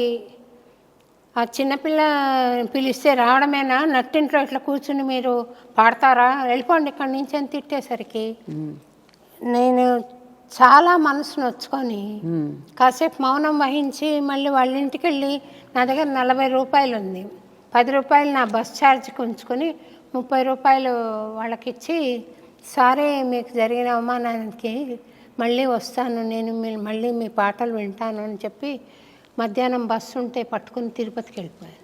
చూడండి, మా నాన్నమ్మ బతిమలాడుతుంటే కూడా దొరసానే ఉండవే అని ఎంత బతిమలాడుతున్నా నేను ఉండలేదు. ఇంకా నాకు అంత బాధ అనిపించింది. అది మా ఇంట్లో జరిగింది. మా నాన్నమ్మ పోనీ మేమేమి ఉత్తమ కులంలో పుట్టిన దాన్ని కాదు, అంటే గుణకర్మాల్ని మీరు గణనలోకి తీసుకుంటే నేను ఉత్తమ కులానికి సంబంధించిన పనే చేస్తున్నాను, అదే మార్గంలో వెళ్తున్నాను. కాకపోతే జన్మతః కాదు. అప్పటికే ఆమెకు అంత కోపం ఉంది అని అంటే, వాళ్ళంటే ఇంకా అందరి వేరే వాళ్ళకి ఎంత ఉంది అని నాకు చాలా బాధ అనిపించింది తల్లి. అది అమానవీయంగా అనిపించింది. తర్వాత నేను ఈ అన్నమాచార్య సంకీర్తనలకు ఇంతగా అంకితం అవ్వడానికి ఇదొక కారణం. చూసారా, ఆయన ఆ సంఘటన మనల్ని ఎక్కడికో తీసుకువెళ్తుందమ్మా. ఏమంటారు, మైల్ స్టోన్స్, మనకి టర్నింగ్ పాయింట్. ఒక సంఘటన మన మేలు కలుపుతుంది. అలాగమ్మా మనం చేసినటువంటి తప్పులే ఇవాళ మరి ప్రపంచమంతా ఉన్నటువంటి సనాతన ధర్మం ఏమ్మా ఇవాళ ఒక దేశం భారతదేశం, ఆ భారతదేశంలో కూడా ఇంత పర్సంటేజ్గానే మిగిలిపోవటానికి కారణం ఎవరంటారు? ఎవరు? మనం కాదా? మౌఢ్యం. ఈవెన్ నౌ, ఇప్పటికీ కూడా స్వాతంత్రం వచ్చిన తర్వాతనైనా మనం సనాతన ధర్మం అని గింజుకుంటూ మన హైందవ ధర్మం అని చెప్పి నినాదాలు పలుకుతూ అరుస్తున్నామే, మన పాఠ్యాంశాలలో చేర్చుకోగలిగామా? సెక్యులరిజం పేరిట ఇప్పటికీ కూడా నేను మన ఒక గవర్నమెంట్ స్కూల్కి, నేను మీ స్కూల్కి హరికథ చెప్పిస్తానండి, మీరు పర్మిషన్ ఇస్తే అని అడిగాను. పర్మిషన్ ఉండదండి ఇక్కడ అన్నారు. దేనికనమ్మా అంటే, సెక్యులర్ ఇది కదమ్మా, ఇక్కడ ఇంకొక అన్యమతాల వాళ్ళు కూడా అడుగుతారుగా, కాబట్టి ఇక్కడ చెప్పడానికి అనుమతి లేదు అని చెప్పింది. దీన్ని ఏమనాలి? మరి పిల్లల నైతిక విలువలను మనం ఏ విధంగా మనం పెంపొందించగలుగుతాం? నైతిక విలువ పెంపొందించాలంటే ఎవరిని ఉదాహరణగా తీసుకుంటాం? మనం ఎవరిని రోల్ మోడల్స్గా తీసుకుంటామమ్మా? చెప్పాలంటే ఇప్పుడు దుర్యోధనుడు, అలాగే రావణాసురుడు, అటు శ్రీరామచంద్రుడు, ధర్మరాజు, శ్రీకృష్ణుడు, ఆ పాత్రల గురించి చెప్పాలి అంటే ఎగ్జాంపుల్స్ చెప్పాలి. ఇవి తప్ప ఇంకేమన్నా ఎగ్జాంపుల్స్ మనకి? మహాత్మా గాంధీ కూడా చిన్నప్పుడు మా అమ్మ రామాయణం చెప్పడం వల్ల ఇంతవాడినయ్యానన్నాడా? శ్రీస్వామి వివేకానందుడు కూడా తన తల్లి అయినటువంటి భువనేశ్వరీదేవి చిన్నప్పుడు చెప్పిన గాథల వల్ల ఇలా అయ్యానని చెప్పాడా? ఛత్రపతి శివాజీకి జిజియామాత అలా చెప్పడం వల్లే నేను గొప్పవాడు. మరి ఎవరు రోల్ మోడల్స్ వీళ్ళకి? ఎవరు చెప్పాలి వీళ్ళకి? ఇప్పటికైనా మనం మార్చుకోగలిగాము. 77 సంవత్సరాలు అయిపోయింది స్వాతంత్రం తెచ్చుకుని, ఇప్పటికైనా విద్యా విధానంలో మార్పు తెచ్చుకోలేకపోయాం కదా. మరి దోషం ఎవరిదమ్మా? అలాంటి మహానుభావుడు ఎవరు వచ్చి ప్రజలలో ఒక చైతన్యం కలిగించి ఆఖరికి గురు పౌర్ణమిని కూడా మనం చేసుకోవడానికి కారణం షిరిడీ సాయిబాబానే. వ్యాస పౌర్ణమిని గురు పూర్ణిమగా చేసుకోమని చెప్పింది షిరిడీ సాయిబాబా. ఎందుకని ఇటువంటి మౌఢ్యం, మీరు అన్నట్టుగా ఇటువంటి మూర్ఖపుట ఆలోచనలోకి ఇంకా మనం లోపలికి వెళ్ళిపోతే, ప్రజలలో ఇటువంటి భావాలను కనుక రేకెత్తిస్తే ఎలా మన పిల్లలకు సమాధానం చెప్పలేం కదా. నేను కూడా విమర్శలకు లోనయ్యాను తల్లి. సబ్కా మాలిక్ ఏక్ అన్నానని చెప్పి. అవునా? సబ్కా మాలిక్ ఏక్ కాకుండా మరెవరు ఇద్దరు ఉంటారా? దేవుళ్ళు ఒక్కడే, దేవుడు ఒక్కడే, దేవతలు ఎందరో. ఒక్కొక్క భాషలో ఎందరో అయినా కూడా వాళ్ళందరి స్వరూపం మళ్ళీ యజమాని కదమ్మా. యజమాని అంటే ఈ విశ్వానికి ఒక యజమాని ఉంటాడు కదా. అందుకే ఈ విశ్వం మొత్తానికి యజమాని ఒక్కడే అని చెప్పాడు ఆయన. అందులో తప్పే ఉంది? యజమాని ఎవరు? దైవం. దేవతలు ఎందరో, దేవుడు ఒక్కడేనే కదా మన సనాతన ధర్మం మనకు చెప్పింది, మనం చూస్తున్నది. ప్రతి మనిషిని దేవతగానే కొలుస్తాంగా మనం. భారతమాత, గోమాత, భూమాత, ప్రకృతి మాత అన్నింటినీ దైవంగానే గోచరిస్తాడు కదా. చెట్టును కూడా దైవంగా పూజిస్తాం, పిట్టని, గుట్టని అన్నింటినీ కూడా దైవంగా పూజించేదే మన సనాతన ధర్మం. అలాంటప్పుడు మళ్ళీ వేరుగా చూసి ఎందుకు మాట్లాడుతున్నాం? ఇది ఎవరు చేస్తున్నారు? కొంతమంది స్వార్థపరులు చేస్తూ ఉంటే, ఆ స్వార్థపరులు వాళ్ళ స్వార్థం కోసం చేస్తుందని గమనించుకున్నటువంటి స్వార్థపరులను ఖండించాలి. కానీ అందరినీ ఎలా ఖండిస్తావు నువ్వు? నేను మహమ్మదీయుల ఇంట్లో 8 సంవత్సరాలు ఉన్నాము, అద్దెకి ఉన్నాం మేము వైజాగ్లో. నేను రామాయణం చదివి మా అత్తగారికి వినిపిస్తుంటే కుటుంబం అంతా వచ్చి కూర్చుని వినేవారు. వాళ్ళ ఇంట్లో గోవుని ఎంత బాగా పెంచేవారో వాళ్ళు. మధ్యాహ్నం సాయంకాలం వేళ చక్కగా నమాజ్ చేసుకుంటూ మన సనాతన హిందూ ధర్మాన్ని పాటించేవారు వాళ్ళు. నిన్న కూడా ఒక ఆయన చెప్పాడు, నమాజ్ అంటే ఏమిటి? నమః నమః, అది ఋగ్వేదంలో ఉన్నది నమాజ్ అంటే. ఒక మహమ్మదీయుడు చెప్తున్నాడు చక్కగా. నిన్న చూసాను నేను ఒక వాట్సాప్లో మెసేజ్. సబ్కా మాలిక్ ఏక్ కంటే దాంట్లో తప్పే ఉంది. అంటే మన దృష్టి మారాలి, మన చూపు మారాలి. మన దృష్టిలోనే లోపం ఉన్నది. అవగాహన లోపం వల్ల వచ్చేటటువంటి మూర్ఖత్వంతో కూడిన మాటలు తప్ప మరొకటి కాదు. మంచి చేసేవాడు ఎప్పుడూ అవమానాలు పొందుతూనే ఉంటాడమ్మా. రాముడిని అనలా ఈ దేశం? సీతమ్మని అనలా? ద్రౌపదిని అనడలా? ఎవరిని వదిలిపెట్టింది ఈ దేశం? దేవుళ్ళను కూడా కించపరిచి మాట్లాడేటటువంటి తత్వంలో ఉన్నాం ఇవాళ మానవులం. వాడిని వాడు చూసుకోడు. ముందు బ్రహ్మదేవుడు మనిషిని సృష్టించిన తర్వాత మానవుడిని ముందు సృష్టించినప్పుడు ఈ మనిషిని ఎక్కడికి వదిలిపెట్టాలా అని ఆలోచిస్తూ ఉంటే ఇలా వినపడింది ఆయనకి. ఈయన ఎక్కడ పెడతా, ముందు ఆకాశంలో పెడదాం అనుకుంటే, అమ్మో వీడు ఆకాశాన్ని కూడా జయించేస్తాడు, అక్కడ వద్దన్నట్టు. మరి నీళ్ళల్లో పెడదాం, అమ్మో సముద్రాన్ని కూడా లోపలికి వెళ్ళిపోతే అన్నీ జయించేస్తాడు, అక్కడ కూడా వద్దు. పోనీ భూమిలో దాన్ని జయించేస్తున్నాడు, ఎక్కడికో వెళ్ళిపోతున్నాడు. మరి ఎక్కడ పెట్టాలి? మానవుడిలోనే పెడితే దాన్ని జయించలేడు. అందుకే తనను తాను జయించలేకపోతున్నాడు. మనిషిలోనే పెట్టబోయా, అతను జయించలేకపోతాడని చెప్పాడు. ఎంత చక్కని మాట అమ్మా ఇది. అందుకే మనల్ని మనం జయించలేకపోతున్నాం. అందుకని ఆధ్యాత్మికత అనేది అవసరం. ఇప్పుడు మీరు భావకాలుష్యాన్ని నిర్మూలించడానికి సంగీతాన్ని ఎంచుకుని ఇటువంటి భావాలను రూపుమాపి సద్భావాలను నెలకొల్పడం కోసమే మీరు ఒక ప్రయత్నం చేస్తున్నారు కదా. ఈ ప్రయత్నం వృధా కాదు కదమ్మా. కొంతమందిలోనైనా ఒక ఆలోచన రేకెత్తించి వాళ్ళను ఒక మేలుకొల్పడానికి ఇది ఒక సాధనగా మీరు వాడుతున్నారు కదా. కాబట్టి ఈ ప్రయత్నాలు ఏవి కూడా వృధా కావు. ఇది తాత్కాలికంగా వచ్చేటటువంటి ఒక తుఫాను లాంటిదే. ఇది మళ్ళీ నెమ్మదిగా దారిలో పడుతుంది. అంటే చాలా డ్యామేజ్ జరిగిపోతుంది కదమ్మా. విగ్రహాలని తేయడము పవిత్ర స్థానాల నుండి అంటే అది సామాన్యమైన విషయం కాదు, దారుణం చాలా అని అనిపిస్తుంది. మరి అక్కడ పరమశివుడికే నచ్చదమ్మా. తాను ఒక మానుష రూపంలో రావాలి అంటే దైవం మానుష రూపేణ ఆయన వచ్చి పరమశివుడు మాట్లాడలేడు కదా. వారణాసిలో ఉన్న ఆ పరమశివుడు తానుగా వచ్చి మాట్లాడలేడు కదా. ఏదో ఒక దేహాన్ని ఉపాధిగా చేసుకుని కదా మాట్లాడిస్తాడు. ఆ ఉపాధి నడయాడే దైవమే గురువులు. దేవుడు దిగి వస్తే గురువు కనపడతాడు, గురువుకు నమస్కరిస్తే దేవుడు కనపడతాడు. అంతే కదమ్మా. దిగి వచ్చే ఏదో ఒక దేహాన్ని ఉపాధి చేసుకుంటాడు కదా. తను మాట్లాడేయాలంటే ఎవరో ఒకళ్ళని ఆవహించాలి. చెప్పిస్తాడు. అలా వచ్చి చెప్పిన వాడే ఎంతోమంది గురువులు. ఇప్పుడు అన్నమాచార్య అంతే. అన్నమాచార్యుల వారు తన కీర్తనల ద్వారా ఎంత మేలుకొలుపు చేశాడు, ఒక్కొక్క పాటని ద్వారా ఎంత సంస్కరించారు ఆయన. మనం ఆ లోతుకు వెళ్ళామమ్మా. అందుకని మన చూపు మారనంత వరకు మన అంతర్దృష్టి, మన చర్మచక్షువులతో చూస్తున్నాం. ఈ అంతఃచక్షువును కనుక ఒక్కసారి మనం తెరిస్తే సత్యం ఏంటో బోధపడుతుంది. అది తెరవడానికి ఎవరికి ఓపిక ఉండదు, అంత ఓర్పు ఉండదు, తెలుసుకునే ప్రయత్నం చెయ్యరు. మీరు పరమాచార్యుల వారి గురించి ప్రస్తావించారు కదమ్మా. కవితా మనోహర్ గారు అని ఉన్నారు. అవునమ్మా, లలితా మనోహర్ గారు, ఆయన ఒకసారి మా ఇంటికి వచ్చి ఆయన మహిమలు 2-3 నాకు చెప్పారు. అర్జెంటుగా వారి దర్శనం చేసుకోవాలి అని నాకు అనిపించింది. మా ఆయనకు ఫోన్ చేశాను. మా ఆయనకు ఫోన్ చేస్తే, ఏంటి నేను జాబ్ చేస్తున్నాను ఎన్డీటీవీలో, నువ్వు అనంగానే చేయడానికి ఎలా అవుతుందని పాపం మళ్ళీ ప్రయత్నం చేసి తను విల్లుపురం నుండి మెడ్రాస్కి వస్తే నేను హైదరాబాద్ నుంచి మెడ్రాస్కి వెళ్ళి, మా అత్తగారి ఇల్లు మద్రాసులో ఉందన్నమాట. మేమిద్దరం కలిసి కంచికి వెళ్ళాం.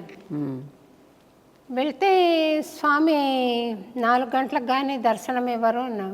మేము వెళ్ళేసరికి బహుశా 10:30 ఏదో అయింది. సరే అక్కడే కాచుకుని కూర్చున్నాం. స్వామివారి దర్శనం అయ్యాకే కదులుదామని మెల్లిగా తలుపులు తెరిచారు. ఒక్కొక్కరే రావడం మొదలుపెట్టారు. ఒక ఆవిడ గోడ కానుకొని పాడుతోంది. నేను కూడా పాడితే బాగుండు, నన్ను ఎవరు అడుగుతారు, ఇది నా రాజ్యం కాదు కదా అని అనుకుని, అయినా స్వామి నీకు బిగ్గరగా పాడితేనైనా మనసులో పాడుకున్నా నువ్వు వినగలుగుతావు కదా, నువ్వు అలా వింటే ఇప్పుడు కుండపోతగా వర్షం పడాలి అనుకున్నాను. నాకు ఇలాంటి చిన్న చిన్న చిన్న ఏవో సరదాలు ఉన్నాయి, ఆధ్యాత్మికమైన సరదాలు. అంటే స్వామి క్యూలో వెళ్తున్నాము. నా వంతు వచ్చేసరికి నేను నందకుమార్ గారు నిలబడ్డా. స్వామి ఒక మామిడి పండు తీసి నాకు ఇచ్చి భక్తుడితో ఇవ్వండి అన్నారు. తీసుకున్నాను. తీసుకున్నాక అరవన్లో చెప్పడము, ఈయన నల్ల ఆశీర్వాదం పన్నీరుకే అని ఆయన ఇలా ఆశీర్వాదం చేశారు. మేము బయటికి ఇద్దరం వచ్చామమ్మా. వచ్చిన తర్వాత ఇంకా బయటికి వెళ్ళామంటే ఒక 15 minutes కుండపోత వర్షం, అంటే కుండపోత వర్షం పడి, అది వర్షం వచ్చే ఛాయ లేదు, పడింది చూసారా, పడింది. నేను నేను ఇలా అనుకున్నాను అనేది నాకు స్ఫురణ రాలేదు. చూడండి, నేను బస్సులో వెళ్ళి కూర్చుని మళ్ళీ మద్రాసుకి వెళ్తున్నప్పుడు నాకు నేను ఇలా అనుకున్నాను కదా అని గుర్తొచ్చిందనమాట. మళ్ళీ వెళ్ళి ఒకసారి స్వామి దర్శించుకుంటే బాగుండు అంటే ఇంకా బస్సు ఎక్కేసాము. మా ఆయన కోపడతారని ఇంకా నేను గమ్మనైపోయాను అనమాట. మళ్ళీ మద్రాసుకు వచ్చి స్వామి మహిమను తలుచుకొని చాలా సంతోషపడ్డాను. అటువంటి దివ్యత్వము గురువుల్లో మీరు ఈ మధ్య గమనిస్తున్నారా? ఇలా స్పందించే గుణం ఉన్న గురువులు ఉన్నారా? కంచి పరమాచార్యులు వారు చెప్పిన ఒకే ఒక్క మాట నా మనసులో స్థిరపడిపోయిందమ్మా. చాలామందికి భగవంతుడికి సాన్నిధ్యం లభించడం లేదు. మనం తిరుపతి వెళ్ళినా ఎక్కడికి వెళ్ళినా ఏ స్వామీజీని తోసేస్తూ ఉంటారు. ఒక గొప్ప మహానుభావుడు ఊర్లోకి వచ్చారంటే ఒక స్వామీజీని దర్శనం చేసుకోవాలంటే అక్కడ ఉన్న వాళ్ళే ముందు తోసేస్తారు, ఎవరిని కలవనివ్వరు. అలా భగవంతుడి యొక్క సాన్నిధ్యం లభించడం లేదు. అదేదో నా దగ్గర లభిస్తుందని నా దగ్గరకు వచ్చి వాళ్ళ కష్ట సుఖాలు చెప్పుకుని పాపం అమాయకంగా తృప్తిగా వెళ్ళిపోతూ ఉంటారు. అయినా వాళ్ళ కోసం కాకపోతే నేను ఎందుకు జీవించాలి అన్నారమ్మా ఆయన. ఎంతమంది ఉన్నారమ్మా అలా? ఇవాళ పల్లెలకు వెళ్ళి పల్లెటూరులో ఉన్న పామరుడిని సామాన్యుడిని స్పృశించి వాడు వెన్నుపూస నిమురుతూ నాయనా నీకున్నాను నువ్వు ఇలా ఉండని చెప్పేటటువంటి వాళ్ళు ఎంతమంది గురువులు ఉన్నారు? ఇది నా మనసులో. అందుకే నన్ను ఎవరైనా కలవడానికి వచ్చినా ఫోన్ చేసినా ఇమీడియట్గా నేను ఫోన్ ఎత్తడానికి కారణం అది. పరమాచారులు గుర్తొస్తారు నాకు. లేను అని చెప్పడానికి ఇష్టపడను నేను. పాప ఏం కష్టం చెప్పుకోవడానికి వచ్చారో లే వాళ్ళు అని ఆ భావన కలుగుతుంది. అలా ఎంతమంది ఉన్నారమ్మా? ఎంతమందికి లభిస్తుంది?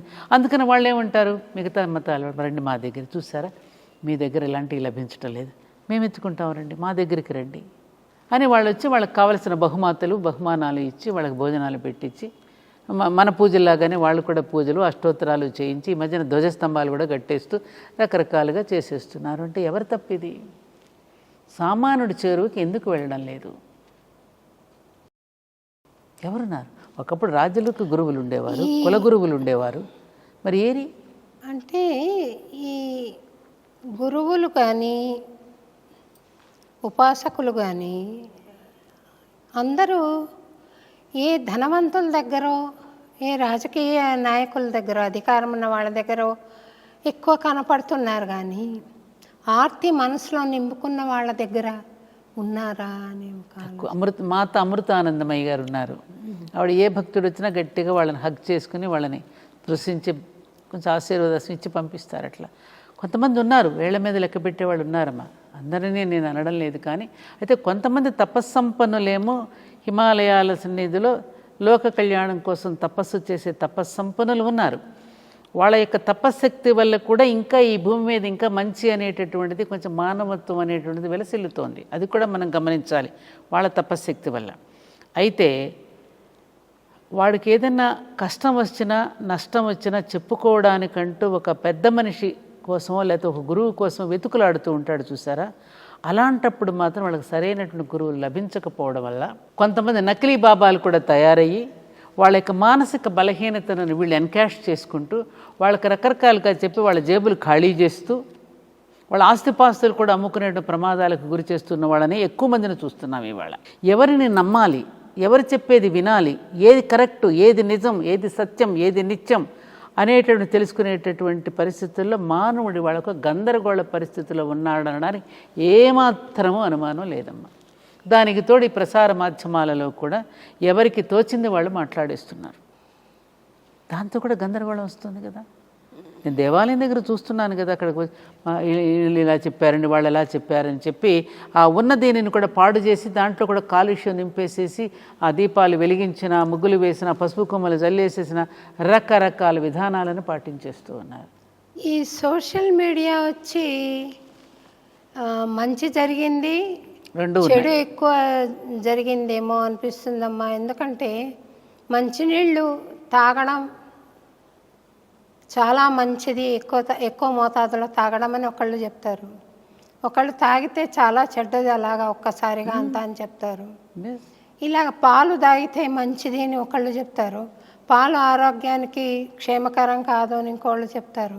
ఎట్టుపోవాలో తెలియదు. నేను చెప్తున్నా, చాలా ఒకరొకటి చెప్తే ఇంకొకళ్ళు అసలు ఉప్పు తినద్దని ఒకళ్ళు చెప్తారు, ఇంకొకళ్ళు ఇవే తినండి అని ఇంకొకళ్ళు చెప్తారు, అవి తాగకూడదని ఇంకొకళ్ళు చెప్తారు. ఎవరిది నమ్మాలి? ఒక్కటే సూత్రమమ్మా, భగవంతుడు ప్రతిదానిని కూడా యూనిక్గా క్రియేట్ చేశాడు. ఈ వైవిధ్యాన్ని కనుక ఒక్కసారి మనం పరిశీలిస్తే మనిషిని పోలిన మనిషి లేడు. ఆ మనిషిలో కూడా ఎవరి శరీర తత్వం వాళ్ళదే, బాడీ కాన్స్టిట్యూషన్ అంటారు, దాని మీదే హోమియోపతి వైద్య విధానం ఉంటుంది. అందుకే అన్నీ అడుగుతారు హోమియోపతి విధానంలో. నువ్వు నిండుగా కప్పుకుంటావా, సగానికే కప్పుకుంటావా, పక్కకు తిరిగి పడుకుంటావా, వెల్లకిలా పడుకుంటావా, నీకు తీపి ఇష్టమా, ఇన్ని రకాలుగా మనం శరీర తత్వాన్ని మనస్తత్వాన్ని కూడా గమనిస్తూ అతను వైద్యం చేస్తాడు. అలోపతి కనిపించేదానికి వైద్యం ఉంటుంది, అక్కడ అనిపించేదానికి వైద్యం చేయటం జరుగుతుంది. అలాగే ఎవరిని వాళ్ళని యూనిక్గా క్రియేట్ చేశాడో భగవంతుడు. అందుకని మనకేమిటంటే అసలు మన విధానం ఏమిటంటే, తల్లి కడుపులో శిశువు పెరుగుతూ ఉన్నప్పుడు తల్లి యొక్క దీని నుండి బొడ్డు నుండి వచ్చేటటువంటి ఆహారం ఏదైతే శిశువు స్వీకరిస్తాడో అదే అతనికి సూట్ అవుతుంది, ఆ ఆహారమే అతను భుజించాలి. మీరు నార్త్ ఇండియా వెళ్ళండి, అక్కడ భోజన విధానం వేరుగా ఉంటుంది. అక్కడ ఆవ నూనెతో వంటలు చేస్తారు, 2 రోజులు తింటాం, మనం 3వ రోజున ఎప్పుడు పోయి ఆవకాయ పచ్చడి వేసి తిందామని మనకు అనిపిస్తుంది. ఎందుకంటే మన చిన్నప్పటి నుంచి ఏ ఆహారపు అలవాట్లకు మనం అలవాటు పడ్డామో అది మన బాడీకి సూట్ అవుతుంది. అది తిననప్పుడు మన బాడీ రిజెక్ట్ చేస్తుంది, వెంటనే మనకి ఏదో ఒక రూపంలో అది బయటకు వచ్చేస్తుంది, వాంతి రూపంలోనో మల రూపంలోనో. మనకి రకరకాలుగా మనం చూస్తూనే ఉన్నాం కదా. పడకపోవటం అనేది, ఇది పడలేదండి, అది పడలేదండి అంటే అది రిజెక్ట్ చేస్తుంది. నీ బాడీ మొదటి నుంచి దేనికి అలవాటు పడ్డావో దానికి అలవాటు పడింది, నీ శరీరతత్వం అది. అందుకని శరీరతత్వాన్ని అనుసరించి మనకు వైద్య విధానం ఉన్నది.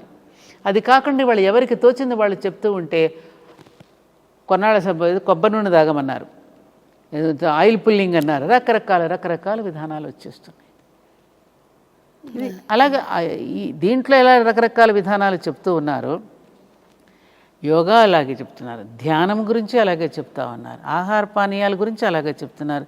ఎటు పోవాలి, అసలే ఎటు పోవాలో తెలియకుండా అయోమయమైన మానవుడికి మరింత గందరగోళంలో పడేస్తున్నారు. విదేశీ నుంచి వచ్చిన పాలకులేమో ఒక రకమైన గందరగోళ స్థితిలో పెట్టారు, మనలో మనం ఇంకా మరింత గందరగోళ స్థితిలో పడిపోయి ఇంకా అయోమయ స్థితిలో పడిపోతున్నాం. ఇది జరుగుతున్న చరిత్ర. మీరు భారతీయం అని ఒక సంస్థను స్థాపించారు కదా తల్లి, దానికి ప్రేరణ ఏంటి, దాని లక్ష్యాలు ఒకసారి ఎవరైనా తెలుసుకొని వాళ్ళు ఉంటే వాళ్ళకు కూడా తెలుస్తుంది అని. అంటే నేను సంస్థను అది ఏర్పడింది ఎలా అంటే, నేను మొట్టమొదటి 1987లో సౌశీలియా అకాడమీ అని ప్రారంభం చేశా. ఎందుకు మా అత్తగారి పేరు సుశీలాబాయి, మా ఇంటికి సౌశీలియా అని పెట్టుకున్నాను, తలుపు మీద సౌశీలియా అని ఉంటుంది. దానికి ప్రేరణ మా హస్బెండే. నీతిగా నిజాయితీగా ఒక ఆఫీసర్ ఎలా ఉండాలి అనే దానికి, అబద్ధం ఆడకుండా ఎలా జీవించాలనడానికి ఆయన ఒక నమూనా. ఆయన చూసినప్పుడు నేను ఆశ్చర్యపోయిన క్షణాలు కూడా చాలా, అవన్నీ ఇప్పుడు నేను టైం సరిపోయి చెప్పలేను. ఆయన ప్రేరణగా తీసుకున్నటువంటి సందర్భంలో ఈ సమాజంలో జరుగుతూ ఉన్నట్టు అవినీతి అక్రమాలు ఎవరు చేస్తున్నారు, చదువుకున్న వాళ్ళ నుంచి ఎక్కువ జరుగుతున్నాయి. చదువుకున్నవాడు ఎందుకు నేరాలు చేస్తున్నాడు అని కారణాలు బాగా వెతికితే నాకు అర్థమైంది ఏమిటంటే, ఒకప్పటి మన ఆనాడు ఉన్నటువంటి వ్యక్తులు ఎవరూ కూడా నీతిగా నిజాయితీగా కమిట్మెంట్తో పనిచేసేవారు, పాపభీతి ఉండేది. కారణం ఏమిటి, అప్పుడు మనకు ఒక మోరల్ సైన్స్ అనేది ఉండేది, నీతి శాస్త్రం అనేది ఉండేది. ప్రతి స్కూల్లో ప్రతి క్లాస్ పిల్లవాడికి మన ఉపనిషత్తు కథలు, అలాగే మిత్రలాభం లాంటి కథలు, రామాయణ భారతం లాంటి చిన్న చిన్న అంశాల మీద కథలుగా చెప్పడం జరిగేది. ఈ మోరల్ సైన్స్ని తీసేయడం వలన కూడా కొంత ప్రమాదం జరిగి ఉండవచ్చు అని చెప్పి అప్పుడు నేను దానికి సంబంధించినటువంటి కొన్ని సేకరించి, మోరల్ సైన్స్కి సంబంధించిన పుస్తకాలు సేకరించి నేను స్కూల్స్కి వెళ్ళడం ప్రారంభం చేశాను. నాకు నేనుగానే వెళ్తే నన్ను ఎవరో గుర్తుపట్టరు కదా, అందుకని ఏమండి మీ స్కూల్కి వస్తాను, మీ స్కూల్లో బెస్ట్ టీచరు బెస్ట్ స్టూడెంట్ ఎవరైనా ఉంటే మా అకాడమీ తరపున నేను అవార్డు ఇస్తానని చెప్పి వాళ్ళ దగ్గరికి చొచ్చుకుపోవాలి అంటే ఏదో ఒకటి చేయాలిగా, అలా తప్పకుండానండి రండి అని చెప్పి అలా ప్రారంభం చేసి అప్పుడు పిల్లల్ని అడ్రస్ చేయటం, టీచర్స్ అందరినీ కలిపి టీచర్స్ని అడ్రస్ చేస్తూ, అమ్మ ఈ పుస్తకాలు మీరు దగ్గర పెట్టుకోండి, పాఠానికి మధ్య మీరు ఇలాంటి విషయాలు చెప్తే పాఠ్యాంశం పట్లేమో పిల్లలకి భయం ఉంటుంది. ఎందుకని ఇది బాగా చదవాలి, రేపు పరీక్ష రాయాలి, పరీక్ష అనేది వాడికి ఒక టెన్షన్గా మారుతుంది. అదే ఒక సినిమా చూసినా ఒక కథ చెప్పిన వాడు అటెన్షన్తో వింటాడు ఆసక్తిగా. అందుకని మీరు ఈ కథలు చెప్తూ పిల్లవాడిని ప్రేరణనివ్వండి, వాడిలో ఉన్నటువంటి మానవత్వాన్ని దైవత్వాన్ని మేలుకొలపండి అని నేను టీచర్స్కి మీటింగ్స్ పెట్టి చెప్పేదాన్ని. అలా జరుగుతూ ఉన్నటువంటి నేపథ్యంలో టీవీలో వస్తున్నటువంటి సీరియల్స్, కాళరాత్రి భయంకరమైనటువంటి సన్నివేశాలతో, పిల్లలకి హారర్తో కూడినటువంటి సన్నివేశాలతో కూడిన టీవీ సీరియల్స్ చూసి, ముఖ్యంగా స్త్రీలను దుర్మార్గులుగా చిత్రీకరిస్తూ వస్తున్నటువంటి సీరియల్స్ని, ఏమిటిది మేధస్సును రగిలించడానికా, భ్రష్టు పట్టించడానికా ఈ ప్రసార మాధ్యమాలు ఉన్నది అని ఆలోచించి సిటీలో ఉన్న గొప్ప గొప్ప వాళ్ళందరినీ మా ఇంటికి పిలిచి, మన హనుమాన్ చౌదరి గారు, ఇంకా కృష్ణస్వామి గారు, జస్టిస్ కోదండరామయ్య, ఇలా పెద్ద పెద్ద వాళ్ళందరినీ మన భావజాలంతో సరిపోయే వాళ్ళందరినీ మన ఇంటికి పిలిచి ఒక సమావేశం ఏర్పాటు చేసి, మరి మనం ఇలాగే చూస్తూ ఊరుకుందామా, దీనికి మనం ఏదైనా సొల్యూషన్ చేయగలమా అని ఆలోచన చేసి, అప్పుడు అన్ని ఆర్గనైజేషన్స్ని కలిపి పోసగుచ్చి పెడితే, మాలగా కడితే అదే భారతీయం. అలా వచ్చిందమ్మ. ఆ భారతీయంలో అప్పుడు అన్నమాచార్య భావనావాహిని కూడా ఉన్నది, మీకు గుర్తుంది. సో ఆ విధంగా మొదలైనటువంటి భారతీయం అలా చాలా కార్యక్రమాలు చేసుకుంటూ భారతీయం ద్వారా అలా భారతీయం సత్యవాణిగా అలా పేరు రావడం జరిగింది. అలా మొట్టమొదట నేను పెట్టింది సీరియల్స్ మీద తీసుకున్నాను. నాకున్నది ఒక పెద్ద, అది మంచో తెలియదేమో, నాకు చెడో తెలియదు, నాకు బలమో అదే, బలహీనత అదేనేమో. ఎక్కడైనా ఒక అన్యాయం జరుగుతూ ఉంటే తొందరగా స్పందిస్తాను, రియాక్ట్ అయిపోతా, తొందరగా బాధ కలుగుతుంది నాకు. అట్లా కొన్ని ఇబ్బందులు కూడా తెచ్చిపెట్టుకుంటాం అలా స్పందించడం ద్వారా. ఎందుకు, మా గ్రామంలో గ్రామ ఆడపడుచుల ద్వారా సౌభాగ్య యజ్ఞం అని ఒకటి మొదలుపెట్టా. ఎందుకు చేశానో ఇది మీకు చెప్పాలి నేను. మా నాన్నమ్మ దగ్గరికి వెళ్ళినప్పుడు ఒకసారి మా చిన్న నాయనమ్మ దగ్గరికి మన ఊరిలో మన పేరయ్య శాస్త్రి గారి యొక్క శాపం తగిలిందమ్మా మన ఊరికి అంది. ఎలా నాన్నమ్మ, ఎందుకు తగిలింది, ఎందుకు శాపం పెట్టారా అని అడిగా.